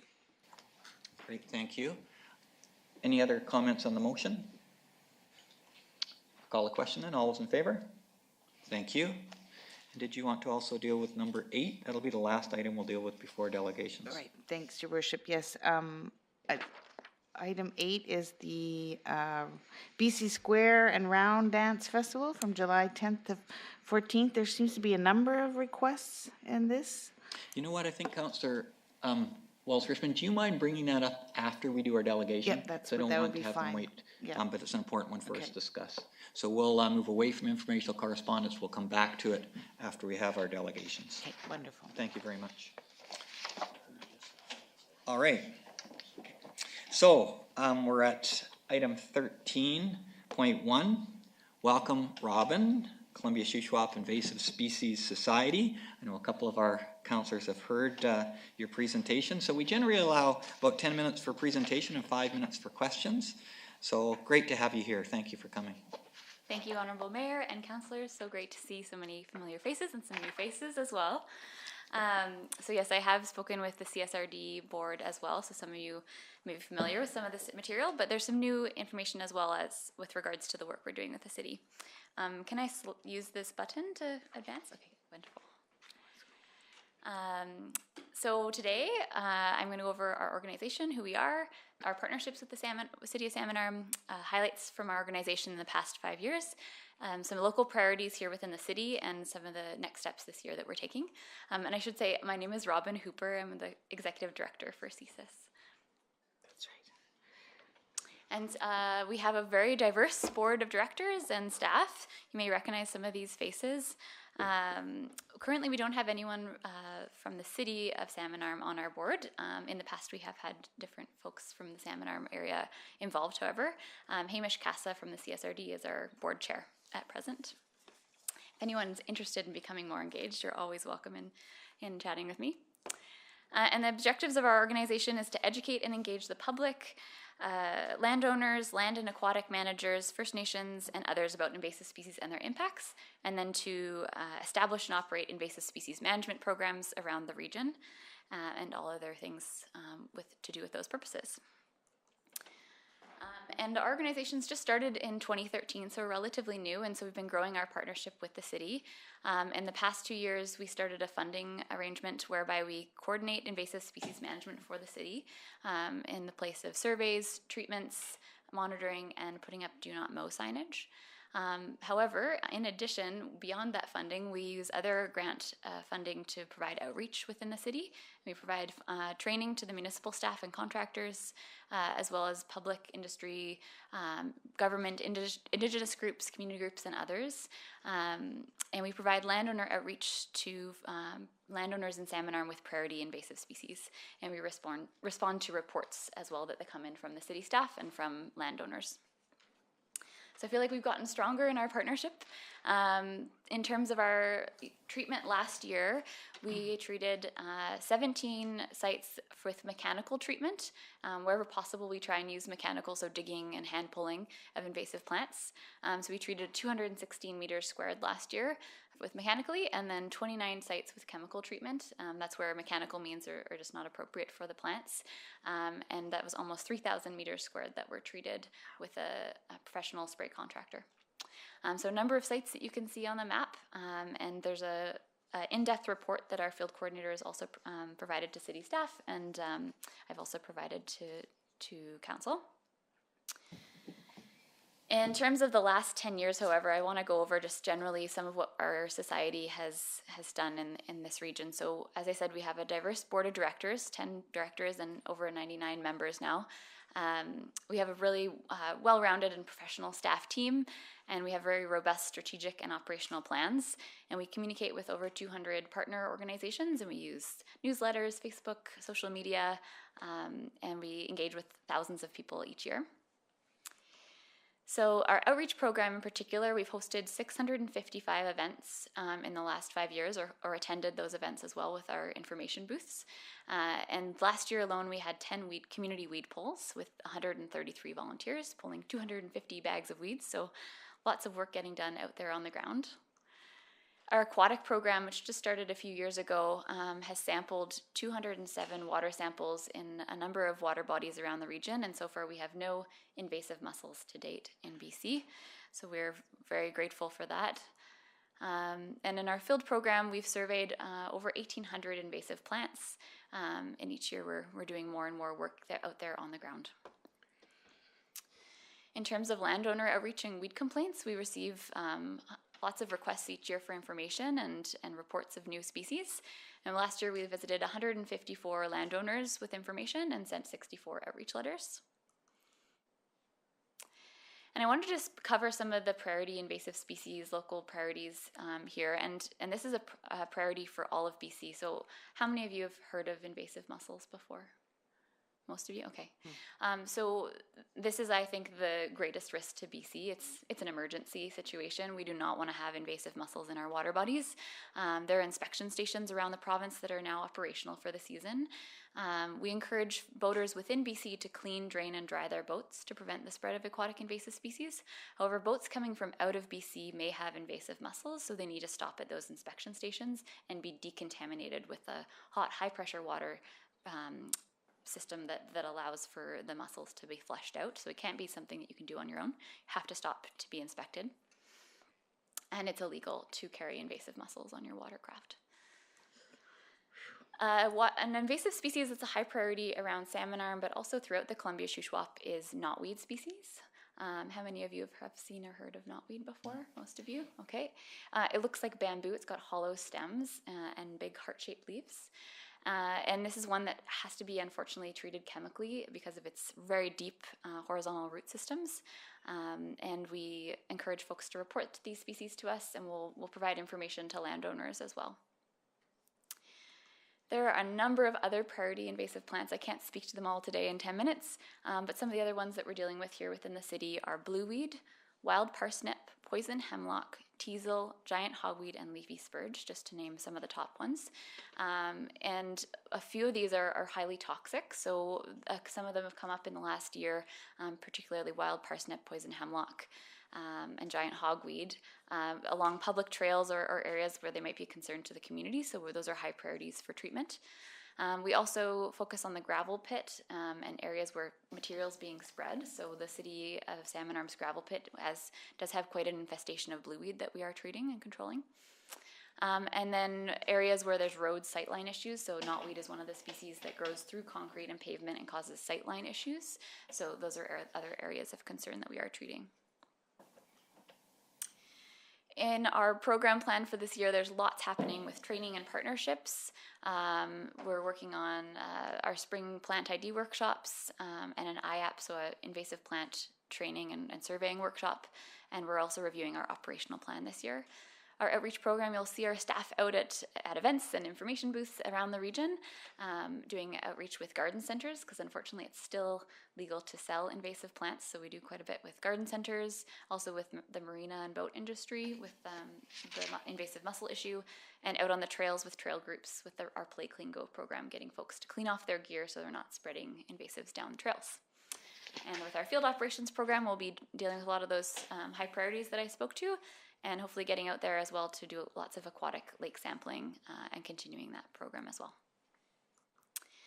I encourage everyone to report invasive species. So if you're out there and you're not sure what you're seeing, you can download an app called Report Invasives on your phone and report directly and take a photo. If you do see any invasive mussels or hear of that in the region, you want to encourage folks to call the RAP line. The Conservation Officer Service will be in touch there. In terms of upcoming events that I just mentioned, so our invasive plant workshop for Salmon Arm is going to be May 29th from 9 a.m. to 12 p.m. at the CSRD boardroom. And we're planning, as I said, an invasive plant surveying workshop later this summer. There'll be lots of weed pulls, and our annual general meeting this September will be in Golden. We rotate throughout the region. And you can look out for us, as I said, around the region this summer. And a huge thank you to you as one of our funders and partners. As well, we have many other funders and partners. We really couldn't do this work without the support of the city, and we very much appreciate your time today, and I hope there's a little bit of time for questions as well. Great, thank you very much. You did fantastic. 10 minutes on the nose. Perfect. Thank you so much. We have time for some questions. Councillors, do you have questions for Robin? Councillor Wallace-Richmond, is your name up from before, right? Okay. Councillor Lindgren. Thank you. Thanks for your presentation, and thanks for including pictures so that we know what we should be looking for. I have two questions. One is, what kind of herbicide are you using, and is it necessary to kill everything when you try to kill these plants, or can you kill just these plants on their own? Yeah, great question. So our professional spray contractor deals with the herbicide end of things, and they have training, and they look at what is the right herbicide for each plant. And so you try and get the most effective treatment as possible, and to be as selective as possible and non-residual, so it doesn't stay on the ground. So it's really plant specific. I can provide you with that information as to what the exact herbicides are. I don't have it all on hand because it's our contractor that does that work. But a lot of it is non-residual, and I said very selective for the plant. So and there's spot treatments because there are just sort of small areas that these plants are found. And it's really the last resort. It's not what we want to be using. Where we can dig things out, we do try and use that method. But some of these plants, like knotweed, are so deep and so wide that any small fragment of that plant can regrow. And so it's really much safer to do the herbicide treatment as well. Okay, thank you. My second question is on your page about things that you do to try and get the word out. I didn't see anything about school programs, and we have an amazing outdoor school in Salmon Arm, and the kids are out hiking around in the woods and stuff on a very regular basis. I'm wondering whether or not you've considered going to the outdoor school to teach the kids what they should be looking for in reporting. Yeah, I do believe we have attended that program. Some of our outreach staff are actually in the audience right now. And so we've done lots with schools as well. We do it a bit on request sometimes now.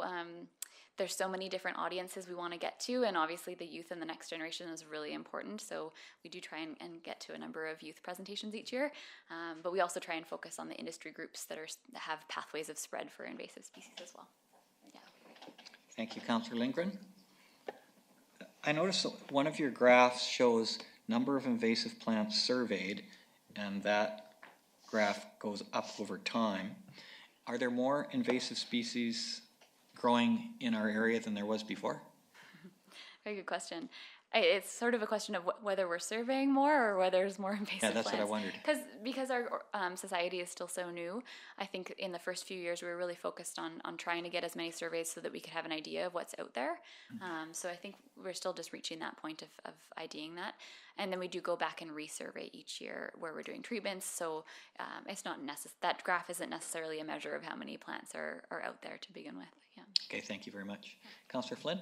Yeah, thank you, and good presentation at CSRD and here. And what you guys have done in the short time you've been under this structure, I think is amazing. And the fact that we do provide some money and you've turned that into so much more money really helps us. But as the former chair of the SIR program, and seeing right at the middle of your sponsorship page is the province of BC, I find it extremely frustrating that senior levels of government will not bring in legislation to outlaw the sale of crabapple trees that are a big home for codling moth and for a lot of the invasive species that you have to deal with. It boggles my mind that legislation isn't brought in to ban things that we then have to spend money on for you to go out and deal with. So I don't know if there's something we all can do with regards to that, keep pushing for that, but it was extremely frustrating as chair of SIR, and it's equally frustrating to sit here and see BC Parks and the province of BC being funders, and yet they won't ban noxious weed or products sale. I share your frustration. Yeah. And there has been talk about an invasive species regulation, and if the council is in favor of putting forward a letter with that subject, I think that's something that we're always asking for, and it's worth another push. With the government change, it was very close to being tabled in legislation. So, yeah, if there can be another push for that, that would be great. Yeah. Thank you. Thank you. Thanks, Councillor Flynn. And thank you very much, Robin. Thanks for coming and speaking to us and educating us and for all the work you do. Absolutely. I really appreciate coming. I do have color copies because I know the photos just look so much better in our booklet. So I'm going to give you a couple of those. I know everything's electronic as well, but Terrific. Thank you very I'll much. leave you a couple of those. All right.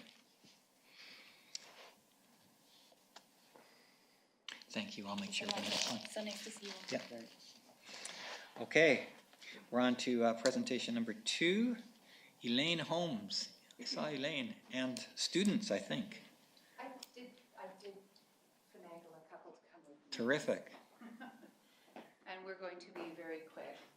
Well, it's great to have you here, Elaine. Thank you, and thank you to your students. This is Kaylee and Linnea, and they're sisters, so they're being their support crew for each other. So what we are wanting to do is paint both of the tunnels. We've been previously painting the one over by the Padolin Inn every year, and I've been updating it. Unfortunately, it's been rather tagged in recent last couple months. It actually stays quite a long time without being touched, I've found. So anyway, if we could get that like painted by the city, and the other one, I'm not sure what its status is right now, if it's cleaned up or not. The one by Bastion School? Yeah, the one by cleaned. Bastion. Yep. And so then what we would ask for is about a total of about $145 to cover the paint and the rollers that we would need. And then we would be doing like an abstract kind of mural throughout with my 4 classes. And anyway, that's about it. That's terrific. Would your students Really? would your students like to say anything to us? You might just say thank you for considering. Thanks for considering this, and yeah, it would be great if we could get money to do this project. Great. Well done. Thank you. Councillor Lassen. So through you, Your Worship, the request is $145. I would make that motion to come from council initiatives. Second, Councillor Wallace-Richmond. And thank you so much for the work you guys do. Okay. Thank you so Councillor much. Lassen, do you want to speak to it at all? I'm good. Okay. Okay. Any councillors like to speak to the motion? Councillor Lavery? I just like a clarification, and Elaine, thanks for the presentation. So, so $145 for supplies. Yep. But you also mentioned the city cleaning the tunnels? Well, just to, and I would have to talk to them about the timing of it, because it's good to get them painted completely, and then we can go in and paint, but there can't be too much lag time, because otherwise that's a beautiful canvas for other local artists, should we say. I understand that. So I think, Your Worship, if we could maybe get clarification from staff too about the possibility of this, because it seems to be a 1-2 combination that'll involve staff and painting time as well. Mm-hmm. I don't know if the one by Bastion, I know that was pretty clean. I was through there a couple of months ago, but if it's been messed with, then it would need to be touched up. And the one by the Podolin Inn would just need to be completely repainted, and then we can go in and do it. Okay, let's just check with staff. Director of Engineering and Public Works. So what is the question, Your Worship? The question is, I think the graffiti that is on the mural, especially the one by Jail Jackson, it goes by under the Padolin, can we work with the high school to paint over paint it white so that then they can come in right behind us and do their mural. Absolutely, I'll coordinate that with Darren and our manager of roads and transportation, and he'll get in touch with the group. Did you need my number? I can get it from here. Perfect. Okay. Okay, does that answer your question, Councillor Lavery? Thank you. Councillor Flynn? Doesn't answer my question, sorry. So $145. Press your button again. Push the button again. Okay. $145 is for your supplies and paint for the students to do their redoing of the mural. Is the painting of the wall by staff built into the budget already, or do we need to make the number bigger in the council initiative request? I think that would come from graffiti, or graffiti budget, would it not? Well, I heard two things here. One is to take care of some of the existing graffiti. That's one issue. That'll come out of our vandalism budget. To actually paint the entire tunnel is not within a budget currently. Okay, so that's a good question. And so we would need to put some monies into this because the one at the high school, we need to repaint it. Okay, so do we have any idea what that, when were you hoping to do this by? Probably end of May. Okay, so we have time for staff to come back. Mm-hmm. So I'll clearly support 150, 200, whatever that number is out of council initiatives, but I think it's a two-pronged approach, as Councillor Lavery said, and we need to know what it's going to cost from council initiatives, which seems to be where it's going to need to come from, to prepare the canvas. Mm-hmm. And that, in all honesty, would need to be done at some point anyway, because it's pretty bad in there. Okay, thank you very much. Thanks to Councillor Flynn for bringing that up. So it sounds like staff will get back to us. And I think there's a lot of appetite here by council to do our part, and we really appreciate you coming forward and volunteering to paint those, because I know I was at Bastion School for quite some time, and there's far less graffiti when there's a mural up than when there's not. So it actually saves money in the long run and provides students an opportunity. Thank you. Thank you very much.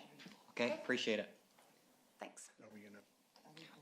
Okay, so we've got the motion for $145, and I think we've given direction to staff, so they will get back to us. Can I call the question? All those in favor? It's unanimous. Thank you very much. All right.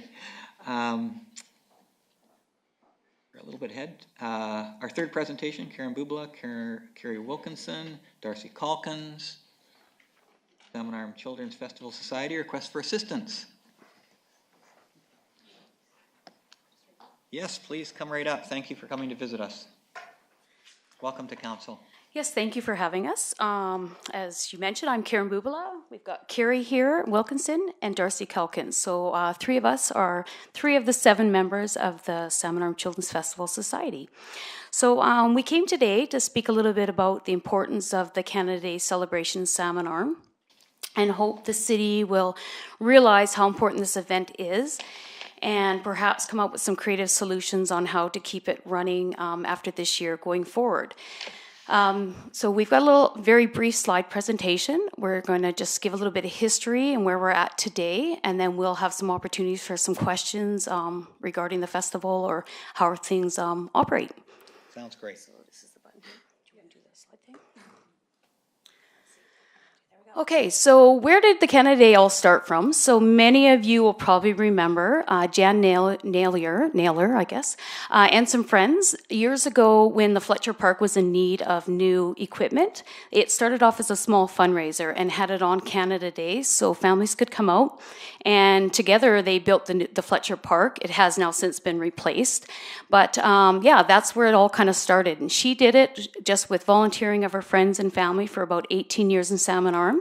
The Salmon Arm Savings and Credit Union was a big partner for her. She kind of, after we talked to her, kind of gave them the bill and they just paid for all expenses. So that was really nice. As well as the City of Salmon Arm was a huge part. All of the equipment and tents was stored up in the city what is the place that's called? Workyard? Up in the hill, the works, yes, thank you, the Workyard. And on Canada Day at 5 in the morning, their crew would bring everything down. They would set up the tents, set up everything for Jan, and at the end of the day at 3:30, they would come back down and haul it back up there. So it has changed since that day because we have grown extremely, much bigger than what it was when it was held at Fletcher Park. So we have accumulated a lot of more games and tents and stuff that we have in a big bin that's stored on the fairgrounds. So it has definitely grown since that time when Jan had taken it over. Currently, there's a group of 7 of us that developed a nonprofit society, and we've been operating this for about 10 years now, running the Canada Day. A few years when Jan had retired, it kind of didn't happen at all. Myself, I sat on a committee that worked with the Dragon Boat Festival, and we offered a small celebration the weekend before July 1st at the Marine Park. And all we heard from people was, why don't we have a July 1st Canada Day celebration? And it's over and over again, we'd hear this. So we decided it was time that Salmon Arm did again have a Canada Day celebration for children and for families of all ages. So we got it going, and the first year, yes, we got it going. So the first year we had it at the fairgrounds, we had about 1,500 people. So we were ecstatic. This was an amazing turnout, and it went really, really well.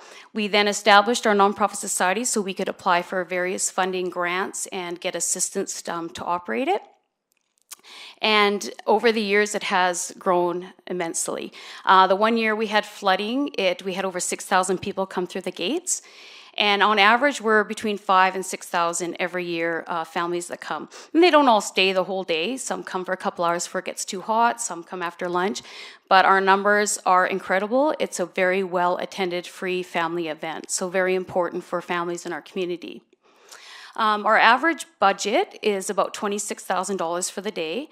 So that includes our toilet rentals, our insurance to do it, all the rentals of the tables, our sound system, all our entertainers, science center, all the great things that we bring in for the children. That's roughly what we need to have our day go off. Where do we get our money from? So it is all written for grants, applications, as well as hitting up community partners to support this local event.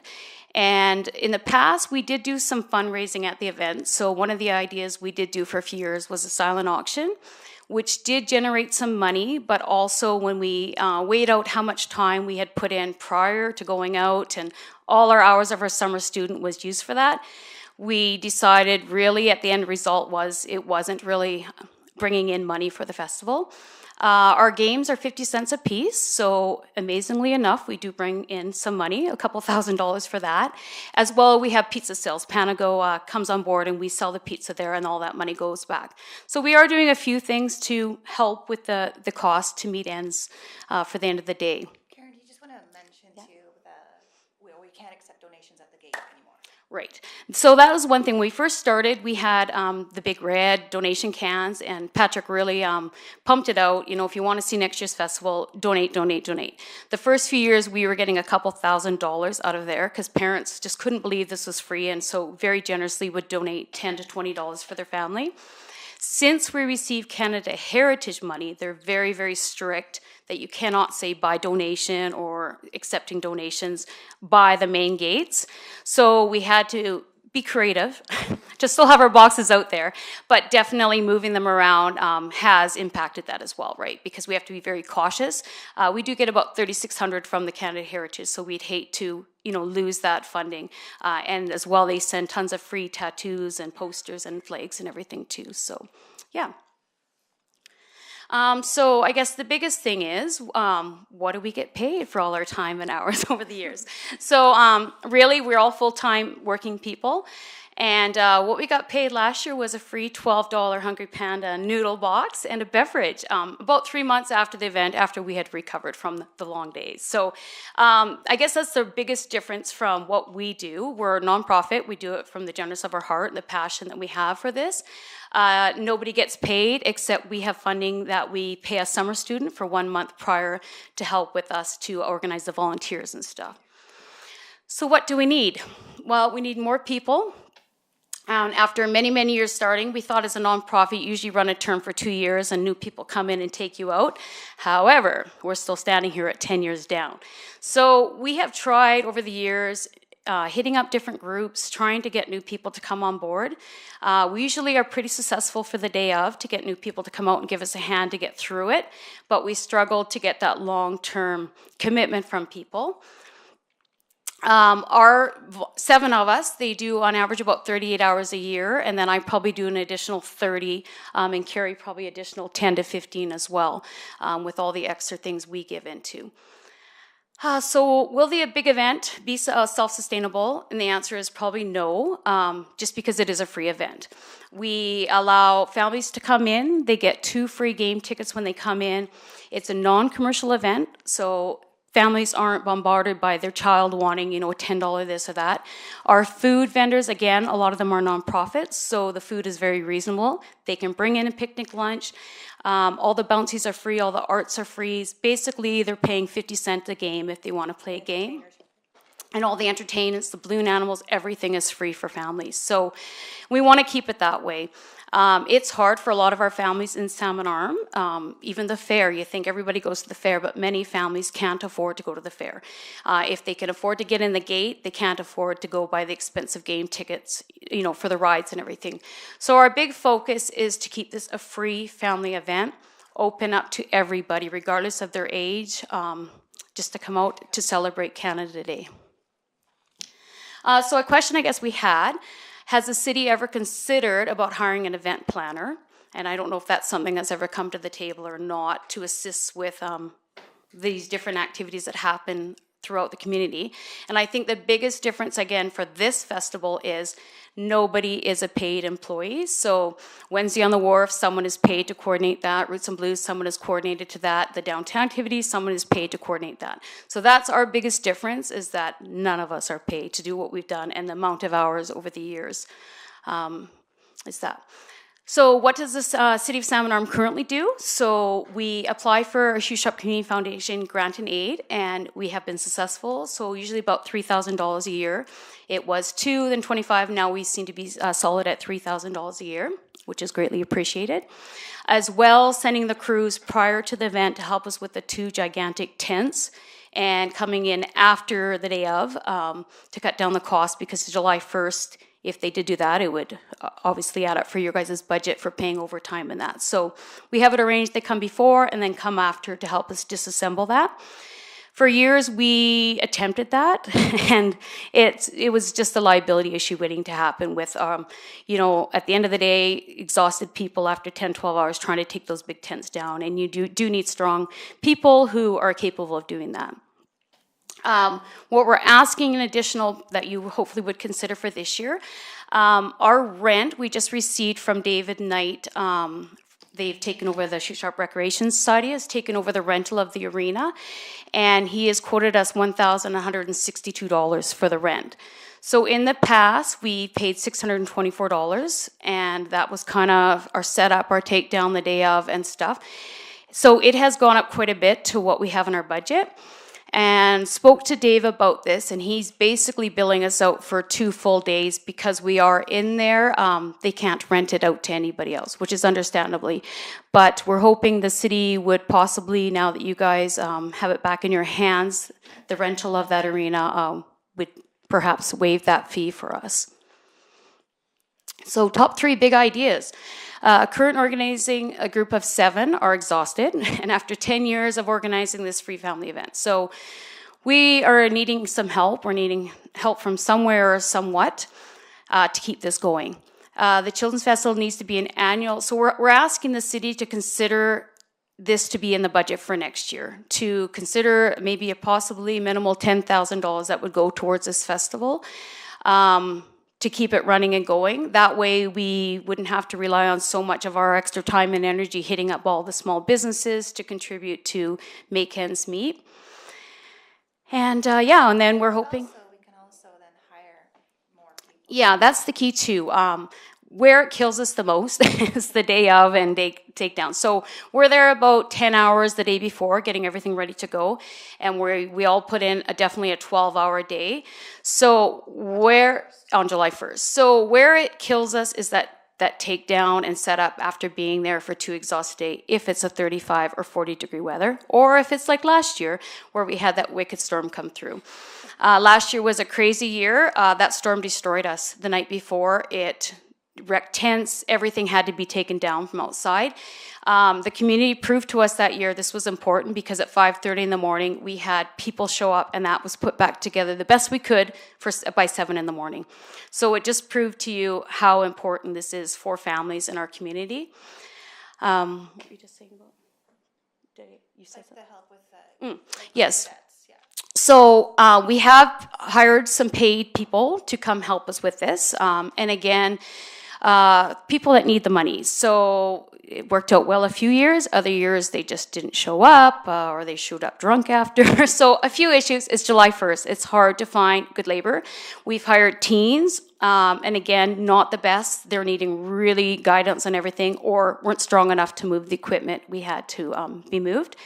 This year we've approached the cadets group and trying to make an opportunity for them and an opportunity for us by giving them a cash donation of $1,000 to say, hey, come help us out.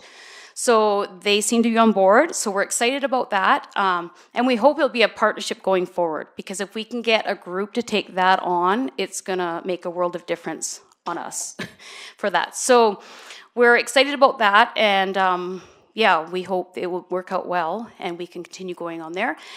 So yeah, so we're just basically wanting to find out what is the city's thoughts on this. I do know, Mr. Harrison, you were there last year, so you got a good feel of, wow, what's this day all about? It's an amazing day, but it takes a lot of work to pull it all together. We have about 80 volunteers the day of, and most of those are students. So a great opportunity for the youth in our community to come out and support the event, to help do all the games and all that. We bring in all sorts of entertainment. So main stage, the local dancers get to show off their skills as well. We have Science World there. We have clowning. We have sand castles, painting, over 20 games. It's endless of all the stuff there is for the children to do. So yeah, where we're at right now, our group is getting exhausted, as said, and we are. They are. I'm the passion that they're, yeah, but my group and they're, yeah, it is a long thing. We started this when our kids were little, and they're all now grown up. They're coming to volunteer at the thing, but we really do need to somehow get something happening. I would hate for this to be our last year. If we don't get the support we need from either groups and commitment from others to come aboard and help us out. So does anyone have any questions about the Children's Fest? Thank you very much. What we're asking. Karen, thank you for coming forward, and we are so appreciative, and I know the community is very appreciative of all the work that you've done. And sometimes what seems to happen if someone else is doing the work, then people aren't so keen to jump in. So it's great that you've come forward today and explained to us kind of your situation. It's certainly a valued event. So I hear two requests. I hear one request this year is the $1,164 for the rental of the arena, which was double what it was last year. And then the second is to consider this request for next year's budget. So and you said about the $3,000 grant that comes from the city portion of the Shuswap Community Foundation. I would suggest for next year to add in the amount, this that you didn't know this year, the $1,164 to that request. In the budget there. Yeah, because that money, the city puts those monies out for exactly that kind of purpose. I can't guarantee it would be accepted, but I think that would be a good way to do that. Council, I will open it up to you to see if there's any questions or any motions that you would like to make at this time. Councillor Wallace-Richmond. Thanks, Your Worship. I had the pleasure of working with Karen during the Canada 150 celebration, and the work of the Children's Festival was key to that day. And so I'll always be grateful for the work that you did.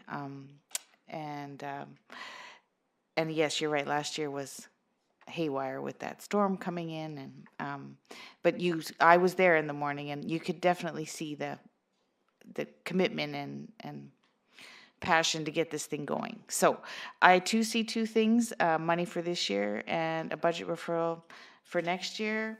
The model that is used, I know you referenced other groups in the city that get money, is a fee-for-service model. Usually it's three years in a row, and you make the case that you're providing a service that is important to the city and fits within the scope. To my mind, that would be a good approach to take, because there's no question that recreational opportunities for children, especially children who, as you say, families that may not have the opportunity to be going to the fair or be involved in more expensive events, and I would certainly be supportive of helping convey that table and start that conversation, so that when the budget next year comes, you know what the expectation is, and we're clear about what the ask is and for how long. When is your budget again? Is October or? November. November. But the referrals start in October. Okay. Yeah. And so I can tell you there are lots of groups in town who have been through this, Roots and Blues, District Arts Council. There are a lot of people who can help you if you're going to take the path that they've taken, because I know they've been in this spot too, where they'll say, fine, if you don't want us, we'll leave. But nobody doesn't want you. Everybody wants you. Everybody wants you to stay. So I hear the frustration, and I hope we can work through a system that makes more sense for you and is more sustainable for the long term. Thank you, Councillor Wallace-Richmond. So I think the advice there is, if you would write, this is thinking about next year, if you would write us a letter to council, and then that will go to the budget committee, and we will also have some time to think about Councillor Wallace-Richmond's suggestion of perhaps a longer term commitment. That would be helpful. Councillor Flynn. Thank you, Worship. I guess there's no question the value and the work you've done in volunteer burnout and changing demographics and millennials perhaps not getting involved in volunteering as much. Those are all issues that I think every organization is dealing with. And I guess I would like for us to take till the next council meeting before we make any decisions. I know you need some answers before July 1st, and some of the things that you've asked for, I think we can deal with. But I think there's some research I'd like to do with regards to how your rent has doubled and at the Memorial Arena and things like that. So I don't know, are we planning to do something today? I think the rent issue, the fair just basically charged us one day, even though we're in their setup, where Dave is saying you're in there June 30th and July 1st. Because I did talk to him about that, and he says, well, you are in there, which I agree. But I'm thinking, what if we have another storm and our stuff has to dry out for a day? Are we going to get billed another $600? So, and we've been in there for 10 years. There's never been anyone there wanting to rent that space. So, you know, that's where we're hoping some support. I mean, we have in the budget what we paid in the past, which is around $600 some. So Councillor Flynn, I think your suggestion is a good one, that we will take this information, place it on our next council meeting, and that'll give us all a chance to think about it and do any research we need to do. And then at that time, council could address in any way they feel would be best. I will move on though, unless Councillor Flynn had other comments. No, all I was going to suggest, because that noodle box, I don't know if you've had your free noodle box yet, but Shoe Shop Volunteer Dinner is on Thursday at 4:30. Yes. Do you think we have time, Kevin, to come to that? Yes, we do know about that, and that's awesome. Appreciate it. You guys have been doing that for 3 years. Yeah, it's finding the time between all your kids' activities and everything else we commit to. But thank you. That's awesome. You guys are doing that. Councillor Lavery. Yes, thanks for the presentation. And actually, Councillor Flynn brought up a number of things I had, so I think we need some time to ponder this and get some more information. Great move, partnering with the cadets, so hopefully that will get through this time. And again, with the application to the budget process, what did stick out for me is some of your last points about succession plan. And I think perhaps in your correspondence to us, if you could maybe elaborate a little bit more about that. We don't really have time to do it here right now, but is this a succession plan help for you to find others to take over, or is this a succession plan suggestion that the city take it over? I guess these are questions that I have. And so I think that when you get back to us, if you can maybe articulate that a little bit more. I must admit, the idea of, I just want to be straightforward here, in the budget process, we have lots of suggestions of supporting initiatives. This is a good one. I'm not saying anything about it, but it's a real tough choice come the fall. And so the more information we have specifically about what you're asking for would be helpful as we go through that process. So, thank you. Thank you, Councillor Lavery. So 2 things then. We will put this on our next agenda, and you will put together a letter to us for our fall budget. Sounds good. Does that sound And good? what's everybody doing on July 1st? June 30th too. You can come set up. We need help, so keep that in mind when you guys are thinking what your summer plans are. Great, and we'll try to share that word out there. Thank you very much. Thank you so much. Okay. Council, what I would suggest, we do have to go back and do one item under correspondence, but we do have a group that's been in the audience for a bit, and I'm wondering if council will be okay if we shift to item 18.1. Is everybody comfortable with that? Okay. So item 18.1 is Junior A National Championship Host City Application 2021. We have a motion. Thank you, Councillor Eliason. Second, Councillor Cannon. I'd have the administrator read the motion, please. Moved by Councillor Eliason, seconded by Councillor Cannon, that council direct staff to include $30,000 direct contribution and $30,000 for ice rental fees towards the 2021 National Junior A Championship in the 2021 budget should a hosting bid be successful, and that council direct staff to negotiate an agreement with the event organizers for event sponsorship from the City of Salmon Arm for same. Okay, thank you. And I'm wondering if the committee would like to come forward and just update us on how things are going.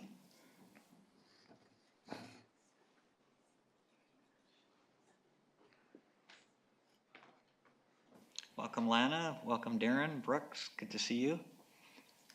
Thank you. Please go ahead. Yeah, thank you, Your Worship and Council. Yeah, we're working really hard right now, right in the thick of it. The bid deadline is the 30th of April. And so we're putting everything together, getting out there, trying to round up sponsorship dollars. And obviously we appreciate your guys' support and the fact that you guys are taking a real lead in this and supporting us like the last meeting and getting a letter of support, and that was unanimous, which was great. So, we really see it as an investment in our community. It's not. We appreciate the fact that it's taxpayers' dollars. I'm a numbers guy, and so I appreciate the numbers side of things. And I think, like we had said previously in our presentation, the fact that there's a great economic impact or benefit to our community. And being that the event is spread out over 10 days, it's kind of a unique thing because you're going to have one or two most games in a day. And so you're going to have families, the media that will be here because it is a nationally broadcast event with TSN. So there's lots of opportunity for those that will be visiting the community to go to shops downtown and spend money in restaurants, and it's not just the hotels and stuff like that, but be able to take in everything that our community has to offer. So I think that that's something that's quite unique, where we should really see a benefit in our community. And just the fact that the way that we're going about it as a not-for-profit society, with the goal that any profits from it would go create legacy funds that we would put back into our community, to different community groups and what have you. So we see that as a real benefit for our community, and just doing it as a community event, I think will help to just create a real, enhance the culture of our city, so. Thank you, Darren. If others would like to speak, please feel welcome. Don't feel obligated to, but you certainly may. Thank you. Yeah, so I'll just add a few comments. I think from Economic Development Society's perspective, we're really excited about this opportunity, this possible opportunity for our community. I think the passion that the board is putting behind this event will just carry through and be an amazing experience for our whole community. I think one thing that we're really excited about, I mean, Salmon Arm is really great at event hosting, there's no question about that, and we've held some really incredible events here. But the fact that this one would be 10 or 11 days of TSN televised exposure for Salmon Arm is really extremely valuable for our community. So we're really pleased with that. The direct spending will certainly provide value to local businesses, boosting our local economy, but I think the future value that television exposure will provide to us is really where our community will see the most value from this event. So we're really excited about the potential it can bring to our community. Thank you, Lana. And I'll just speak on the Silverbacks' behalf. I guess, you know, to me, it's not the Silverbacks, it's the community itself. I don't think this happens without the community, and obviously the individuals that are helping so far, and with your guys' help as well. I think that's shows a big part in the Salmon Arm community and in the hockey world itself, and the Silverbacks really appreciate all that coming from the community. Great, thank you, Brooks. I'll open it up to council to see if council has any questions or comments. Councillor Flynn. Thank you, Worship. As the rep on the Economic Development Society Board, I've had significant conversation with Lana and the team, and I very much support the motion as it's worded. I do think there's significant value. It's an extremely competitive process, and I think there could be as many as 8 or 9 teams in Alberta and BC. It's kind of about every 2 or 3 years it might come to the west. And I think we as a city and as council need to do everything we can to put our best foot forward and have our best shot at this. I don't know if everybody knows, but 2021 is, I believe, the 20th anniversary of the Silverbacks. And to me, this would be a great time to host this event. And I think we as council, I agree it's taxpayers' dollars, but I think we're going to get advertising and national exposure that's invaluable and worth way more than that. I also think it's important to note that May is probably among the quietest time in our community, one of the quietest, and so it's an ideal shoulder season event, and the exact kind of thing our MRDT funding is designed for. And I am very much in support of this motion, and I'm glad to hear that you're planning to set up legacy, if there's more money made than the costs, that there's going to be hopefully youth sport legacy and things like that to follow. So I will vote in favor and feel strongly that this is a great event, and I think they should just give it to us. But Councillor Wallace-Richmond. Thanks, Your Worship. I too am happy to support this motion. You may have noted that on today's agenda there are 4 or 5 requests for, can you please help us out with this? And what's important about any request is that you point out what the exchange of value is for the city. So you're not asking us to give you $30,000, you're asking your neighbors, right? So you have to make the argument that it's going to add value to the community at large. I think you've made that argument successfully, and based on what you've heard, if you are successful and a legacy can come of it, make no mistake, there are many groups in the community who would absolutely be grateful for and deserving of any sort of legacy fund. So good luck, and I'm all for it. Thank you. Any other councillors wish to speak? Okay, maybe I'll just summarize. I certainly agree with the councillors who have spoken. I too see this as an investment in our community. And Councillor Wallace-Richmond did say, you know, that we have groups come forward all the time. And those groups are also going to businesses all the time for funds. And so in this way, if we support this and we're able to host it, we are helping those businesses, which indirectly helps the people who come to ask them for money. So I think that's an important link for folks to remember. I think also, I think maybe Lanny, you were referring to it, you know, there's benefit when the event happens, but you know what it's like in Salmon Arm. Everyone you talk to that's moved here say, oh, I was stopped there in the summer, or I was there before, and I remembered it. It's the same with this event. We will attract people who are here who would not have come here, and then they will come back. And so it's an investment in the future. So I'm totally supportive of the motion and really appreciate the work that you've done. I think a made in Salmon Arm application is the way to go, and I appreciate how you've gone about doing that. We, you know, don't necessarily have to be the best, biggest, or the, you know, the one with the most boisterous. But if we do it the Salmon Arm way, I think we've got a good shot. And I appreciate your committee and the work that you've done. Make sure that you say hi to Ian for us. Yes, thanks. Any other comments from council? Okay, I will call the question. All those in favor? Passed unanimously. Thank you very much. Thank you very much. And if I could just on a personal note, like, it's been, I didn't tell these guys, but just being involved, like the Economic Development Society and stuff like that, just absolutely first class in the help that they've given us. And so I think that that should be noted, and also just working side by side with the Silverbacks too. It's both been super first class, and with my experience with that. So, and I really appreciate your guys' support. Thank you, Darren.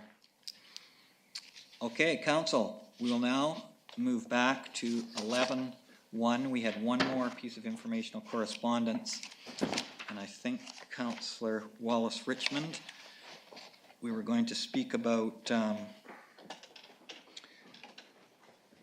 let's pull up that item. Yes. Which item number is it? There it is. You're on it. Okay. Councillor Wallace-Richmond, please go ahead. Through your worship, I see two requests here. One is, can we please camp at on the north side of the arena? And two, can we get a discount on the rental of that space? Is it the parking lot that costs money? I don't understand what the second request is, other than maybe a cut in the rate, which seems to be a popular topic today. But your worship, I see that Darby's here from Rec. Maybe he can help us out here, if it's okay with. Okay. Council comfortable with that? Yep. Darby staff, so please come forward, Darby, and if you can add to anything outside what the letter says. Thank you. To answer your question through your worship, the parking lot on the north side, I believe it is, the gravel parking lot, that's land that's owned by the society, and so and there's no charge for that space. So what they're asking is that if they can use that space to park trailers and so on for the people attending. Darby, is that where the other groups, like the swimmers, is that where they camp? That's more recently, yeah, to answer your question, yes, that's more recently where they've sort of migrated. They were over at the college for some period. You may recall there was residential complaints and things like that. So that seemed to be the place that these groups will congregate, and it seems to be the best fit, as sort of. Okay, Councillor Wallace-Richmond, continue. And so so they will be granted permission to do that, and they don't need the city. Am I understanding this correctly? Once again, Your Worship, there's still some question in terms of that. I believe, I don't know the zoning of that property, to be quite honest with you, to sanction it entirely. I don't know the zoning that comes along with that, and there's still some question about that. In the past, in order to alleviate strain on the city parking lots and the college parking lot, these groups have been sort of directed in that way, and they're required to put forward a plan of a parking plan, because that's gone sideways a couple times, and they're expected to staff it for load in and load out to make sure that it's orderly and such. Right. Okay, could I just ask the Director of Engineering and Public Works, does council need to pass any kind of motion? Your Worship, I haven't been involved in any of these activities, so I'm not sure how they would be done. I've only been involved with some of the complaints with the hockey and swim clubs that have happened in the past. I know that council has authorized the swim clubs to camp in a particular spot, which I think is this spot. And if that's the case and a motion is necessary, then we could consider it. Can I ask the CEO, do we need a motion to? Yes. Okay. Councillor Wallace-Richmond? Well, through your worship, I see the Director of Development Services. Your worship, if it's a zoning question, in my opinion, the zoning will allow it. Okay. Okay. And I've mentioned that before to the Rec Society staff. Okay. Okay. Yeah, so I just want to get this done. Let's let these people have a place to camp. If it requires a motion, Would you like to make that motion? I will make that motion. Thank you. Seconder, Councillor Flynn. Do you wish to speak to the motion? Well, through you to Darby, this is something that you're willing to have go on as well, right? Okay. Yeah. Okay. Then I just wanted to have clarity around that. And Sounds good. Is there anyone that would like to speak to that motion? I have Councillor Flynn and Lavery. Are you speaking to the motion? Question. Okay. Councillor Lavery, are you speaking to the motion? Or is it something? Yes, and a question as well. Okay. Councillor Flynn first. Thank you, Worship. In reading the correspondence, it sounded like the space that we use for, say, swim meets and things might not even be enough based on the number of participants. Are we willing to accommodate whatever they need? Are we able to make the space bigger? And I guess this is a good example of why MRDT is focused on events non-summer, because it sounds like these people are having a very difficult time getting private campgrounds to commit to them, and they'll be all full anyway. So are we able to, once we say yes, make it bigger than what they're asking for? I'll ask Darby that question. We only own that property, and I'd be reluctant to encourage them to spread out into the other parking lots because it would be difficult to control at the very least, and I don't know what else would come with that. So Okay, we can start with that. Councillor Lavery.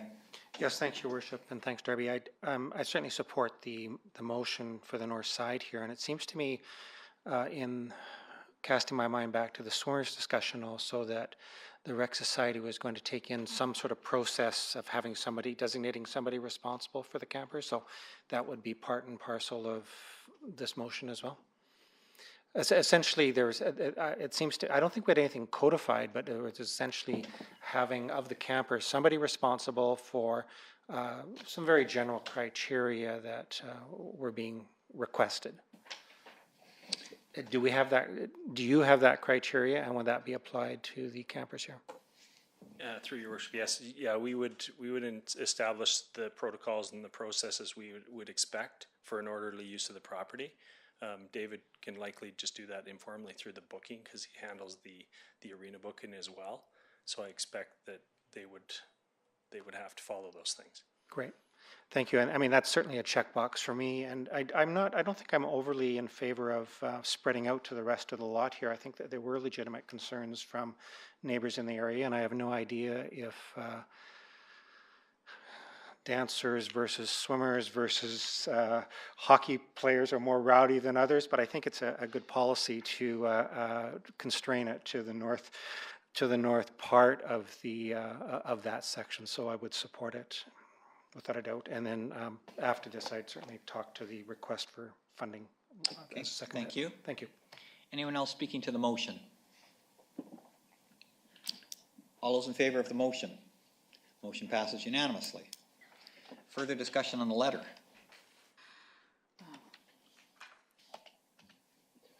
Councillor Wallace-Richmond. Thanks, Your Worship. The second part of the letter had to do with a reduction in the fee that will be presumably paid to the Rec Society. So, unfortunately, I have no information regarding how much they'll be spending, nor what an appropriate reduction would be in their terms. So I don't really know what to do with it, and yet I don't feel comfortable ignoring it completely. And I certainly don't want to be writing a check. I would rather take the money off bill? Because, I mean, they're not here, we don't know them, I don't know if it's a nonprofit. Let's just figure this out before we go ahead and support it financially. Fair enough. Does, Darby, do you have a number, like what the rental is there? Yes. The last estimate based on what they've requested within the facility is just over 22,000. Okay.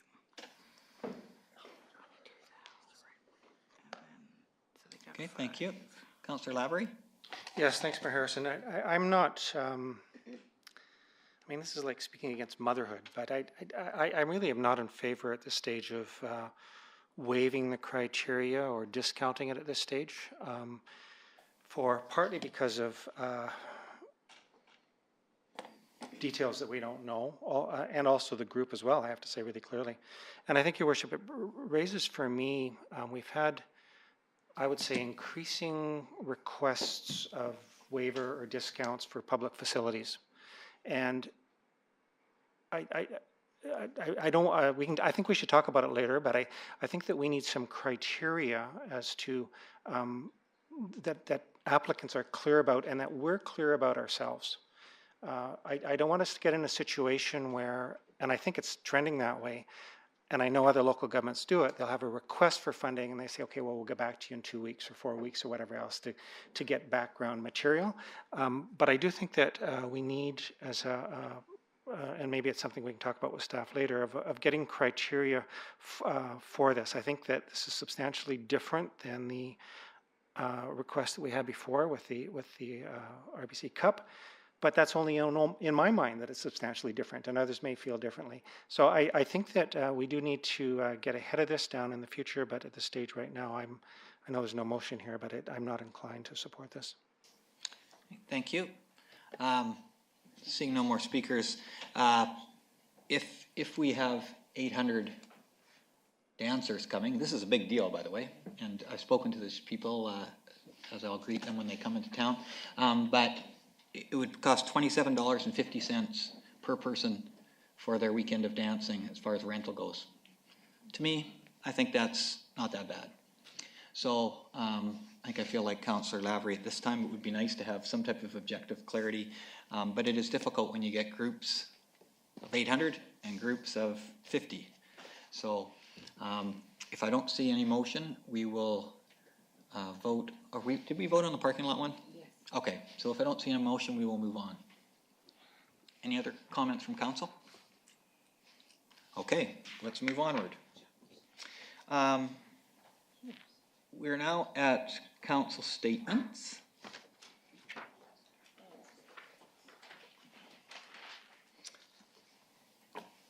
Councillor Lindgren. Thank you. I had to open up the SASLA page so I could read what the title, what SASLA stands for, because I wanted to just comment that I've been sitting on the Salmon Arm and Shuswap Lake Agricultural Association committee, or I think that's what they call themselves, and have been happy to be sort of carrying information back and forth. And they are organizing the fall fair, and they've been meeting very regularly to get that done, and it's quite intriguing actually the number of issues that they deal with there, and where they're trying to get their money from, and personality issues and all those kinds of things. So it's been very interesting. I just wanted to pass on a couple of things from the committee to the city, thank yous actually.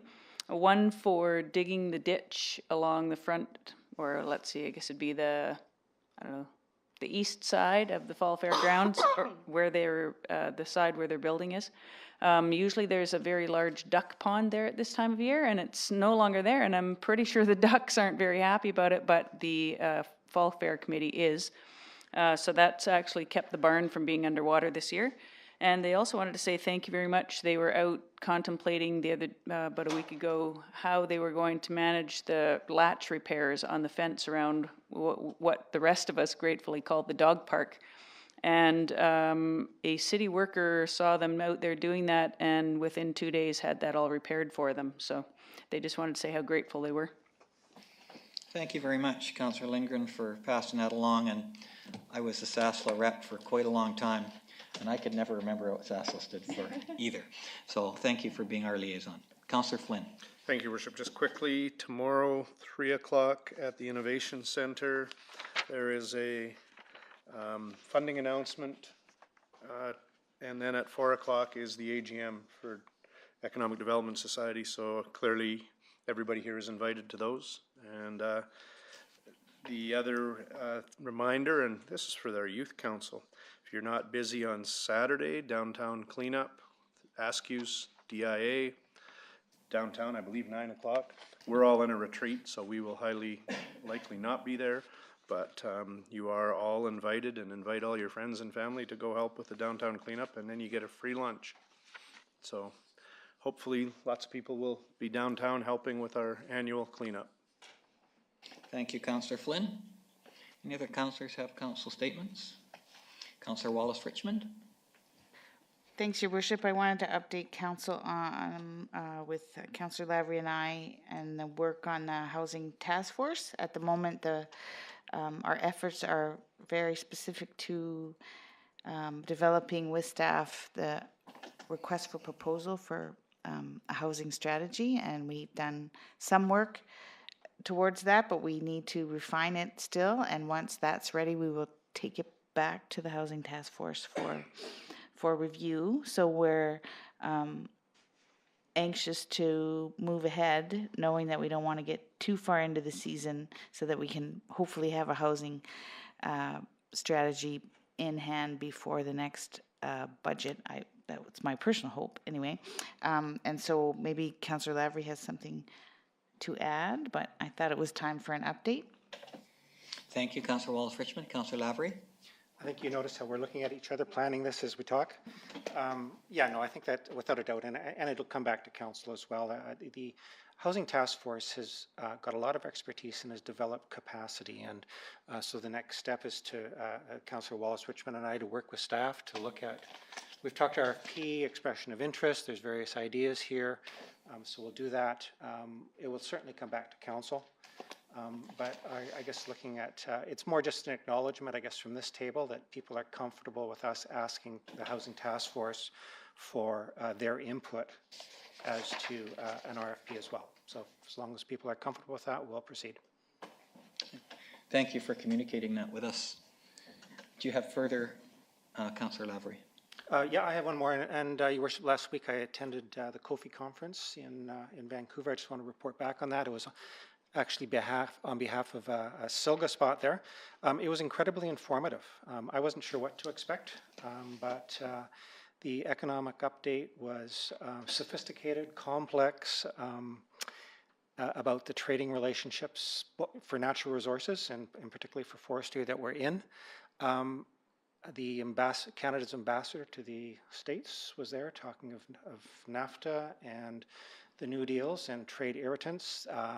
He figured that this will, NAFTA will, the new NAFTA, whatever it's called, USMGA or CA, will not be ratified in any short period of time, partly because of the political dynamics in the States, and also partly because Canada's insisting that aluminum and steel tariffs will be removed before we consider it, before that's considered. A consultant was there on international global trade.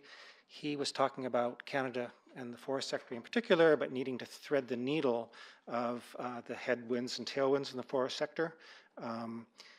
Climate change, increased competition, diminishing wood fiber, but also threading the needle of Canada being caught in the middle of China and the US in a trade war, and specifically referenced the Huawei situation. And it wasn't necessarily done in a disaster scenario, talking about that, but that tremendous headwinds going forward with the industry. He preferred to think of it in the G8 and the G20. He kind of suggested be ready for the G0, in that as countries are retreating to their own trade populism, that his advice over the next couple of years is start thinking about that. Not hoping for that, looking for multilateral, bilateral trade, but the trend is there. So it was very sobering at the time, but there's lots of good news as well. And I just, USNR and Foresight from Salmon were well represented there. The the thing that I learned, I knew about it, but I fully came to appreciate is the excitement of two parts. One is just how innovative this industry is and this sector is. They have to be. And the other one is the advent of something I hadn't heard about called mass wood and mass wood construction. And what it is, so the industry is not looking at 2x4s and framing anymore. They're doing that. But they're looking at laminated products, absolutely innovative products and panels. And we've seen in BC now, they're raising the height for building wood buildings up to 12 stories. The province has announced that the new BC Museum will be ideally built out of wood. And the St. Paul's Hospital, which will be a major industry driver down in the Lower Mainland, to use mass wood wherever possible. The industry is absolutely pumped on this. It's a high value added product. It uses more of the fiber that's currently going away, and it's just taking off. So it's well worth attending. Your Worship, I think I mentioned to you, if you get an invite to go, or anybody else at this table, I think it behooves us to have representation there. There weren't as many local government officials as I thought, but it was really worthwhile. And next year is in Prince George. Great. Thank you, Councillor Lavery, and thanks for sharing. You were there as a SILGA representative, were you not? I was. Yeah, so really appreciate you sharing your expertise, and anything that you can forward to us written-wise would be appreciated too. Any other councillors have anything they'd like to share? Councillor Lindgren? Only to mention to the council that the Fraser Watershed Conference has been cancelled, and so I guess I will try to find something else to attend somewhere down the line. Okay, thank you. I just wanted to share a little bit. Kaylee, do you have that? Yeah, there we go. So I attended the Southeast District RCMP Local Government Workshop with the Staff Sergeant West on April the 4th. And it was, I think, like Councillor Lavery's, it was fascinating. I learned a lot. I just want to share with you a small little bit that is pertinent to our city. So on this this police statistic, 90-10s, that means those are the communities over 15,000 that pay 90%, and the province pays 10, and 70-30s are the ones over 5,000 that pay a 70-30 share. Anyways, I've underlined where Salmon Arm is, and you can see our population. This is 216. Here, our authorized strength, 19. Our adjusted strength, 19. Thank you. Our population per officer, which is an interesting stat, 954. Our criminal code charges, 825. Our crime rate, 46. Caseload, 43. That is criminal charges per officer ratio.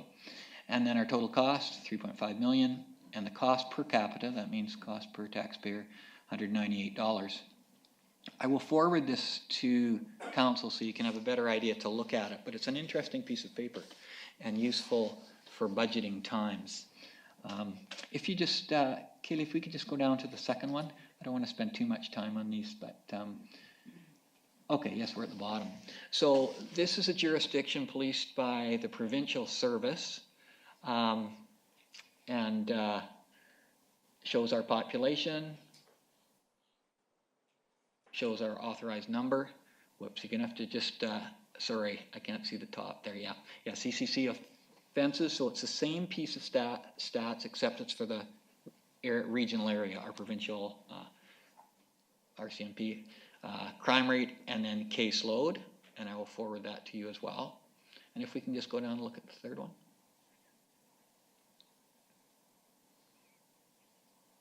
Okay, so this one shows the strength of jurisdictions, and it's interesting to be able to compare. I don't have all of them on here, but I do have all of them on other sheets. So I underlined the provincial authorized strength, and we've talked about this in the past. 2007, we had 5 members, and continue to have 5 members presently.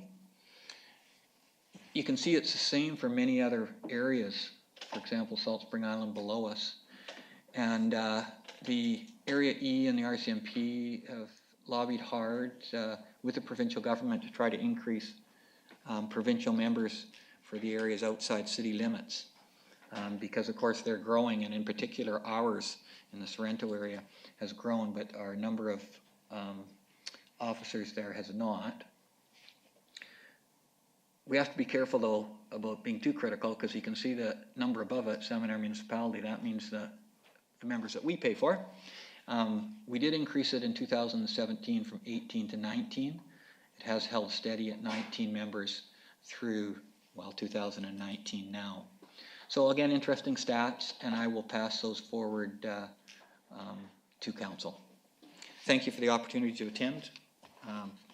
I learned about everything from the police dogs to gang task forces, and it's a very useful day.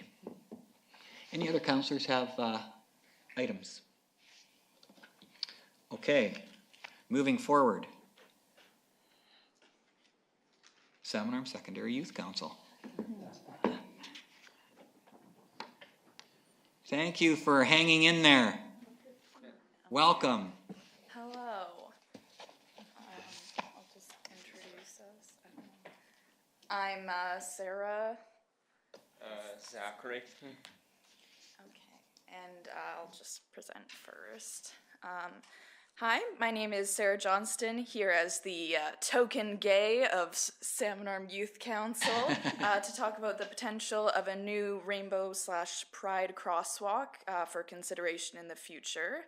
I have been told by Gray and Mr. Gom that last year there was talk of adding an additional 2 rainbow crosswalks for this year. Recently in Castlegar, so I think just this past week, there was a man who spoke to the council and said some very disparaging comments about the proposed Pride crosswalk there. So we are very much still living with the reality of this type of homophobia and transphobia. Just as I assume there was last year, there would probably be opposition to any municipal government support, but I hope that you will still support the LGBT community in this way. Salmon Arm has very few visible supports of the LGBT community. In the school, most teachers have rainbow stickers like on their doors to show support for students, but there is a lot less of that within like the rest of the city. A crosswalk or even just flags for lampposts would also be a way to show resilience, especially after the vandalism of last year's crosswalk.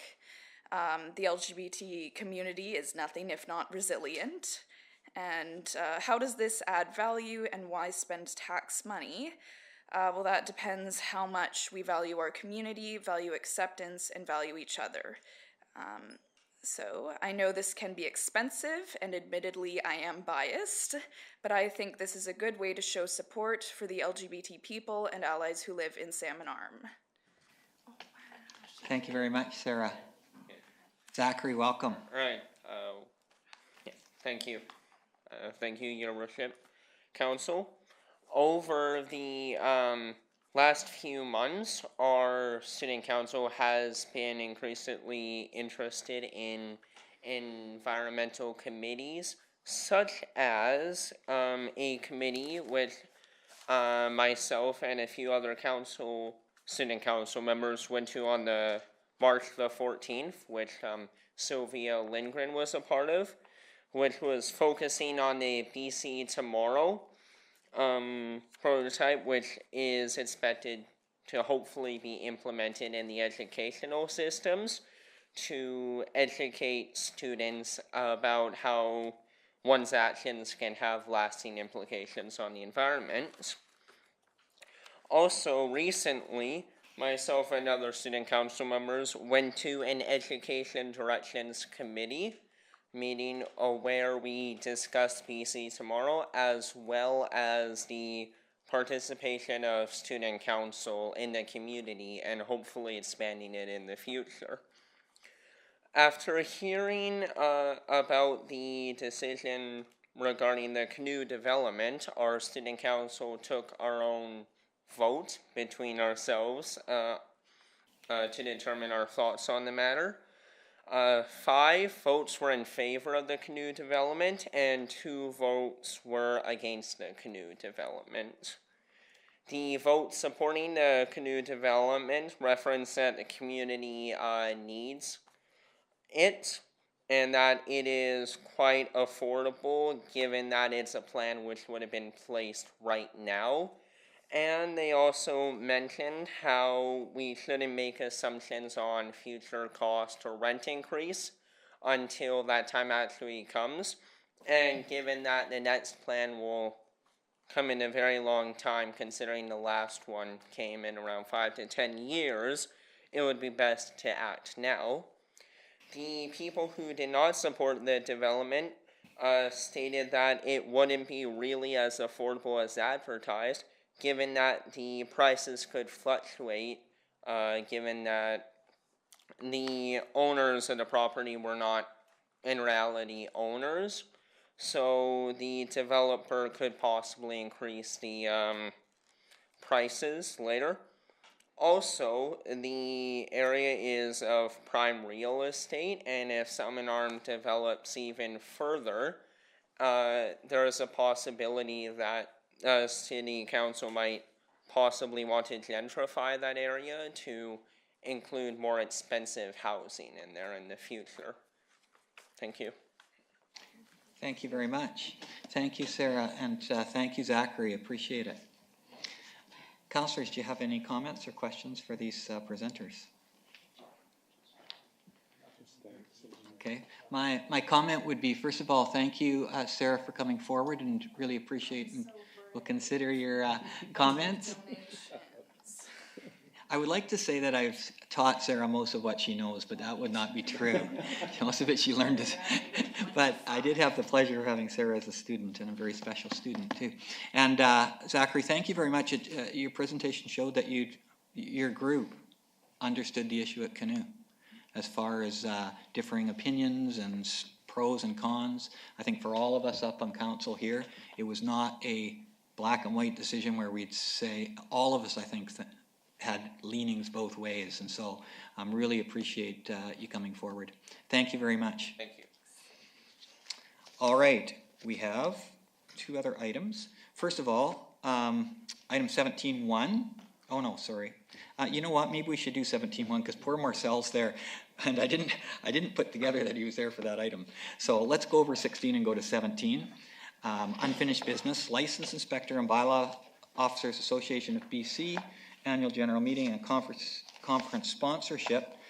Marcel, would you like to come forward and just speak to us about that, and we can learn a little from you? And I apologize for not bringing you forward earlier. If I would have put it together, I would ask you to come forward. It's time and a half. It's okay. Just kidding. I'm on my own time. We're on the same pay scale. Okay. I apologize for not being here 2 weeks ago. I wasn't aware it was on the agenda. I asked the administrator for some assistance. I thought he would just ask the mayor, and the mayor would say yes, and didn't work that way. So, anyways, we're happy to see you today. Good, thank you. And one other thing, where I seen the RCMP are like 900 people per member, I got 17,000, so, per member. You're supposed to say that after you ask your request. Okay. Tell us about your conference. The bylaw conference is an annual conference for the licensed inspectors and bylaw enforcement officers for the province. It's moved around the province every year. I am hosting it this year, or we are, the city is, June 11th to the 14th.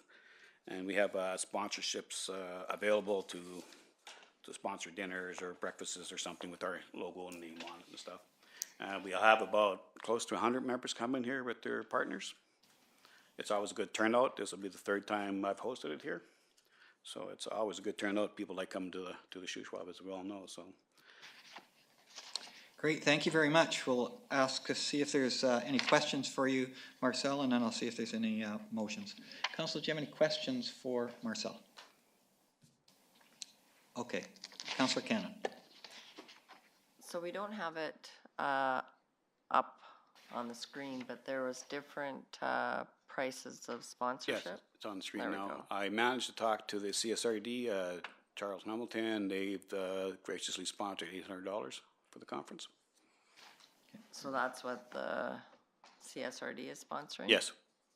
And I believe there's a banquet sponsor available and coffee break sponsorship is still available, and that night for a double sponsor for $900.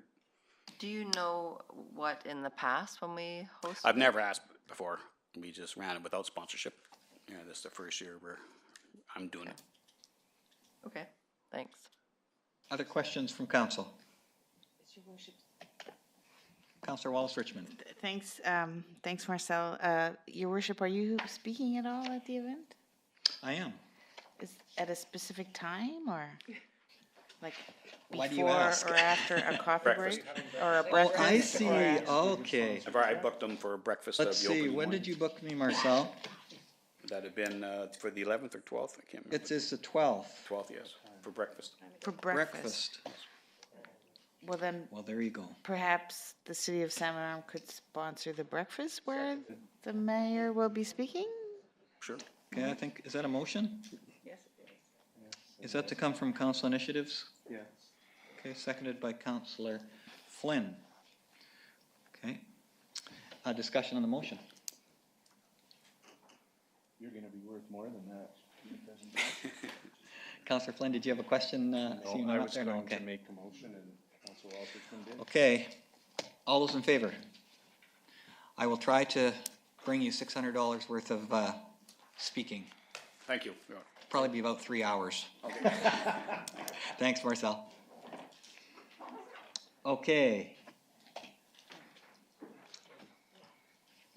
Number 16 is a notice of motion, so there isn't necessary to have any discussion about it. But Councillor Flynn and I have done a little bit of research, so please expect that motion on the agenda for our next council meeting. And if you have any questions about it prior to then, please come forward and ask us. We'd be happy to speak to you about it. Councillor Flynn, did you want to say any more than that? Just that it's a notice of motion, and it may change slightly because while we were in our meeting, an email came from the ball group, but you've got the notice of motion and you can come to us if you need any details. Thank you. Okay, we are at the question and answer period. Is there anyone in the audience that has a question that they would like to ask us? Okay, seeing none, we'll recess this meeting until 7 o'clock. Thank you very much.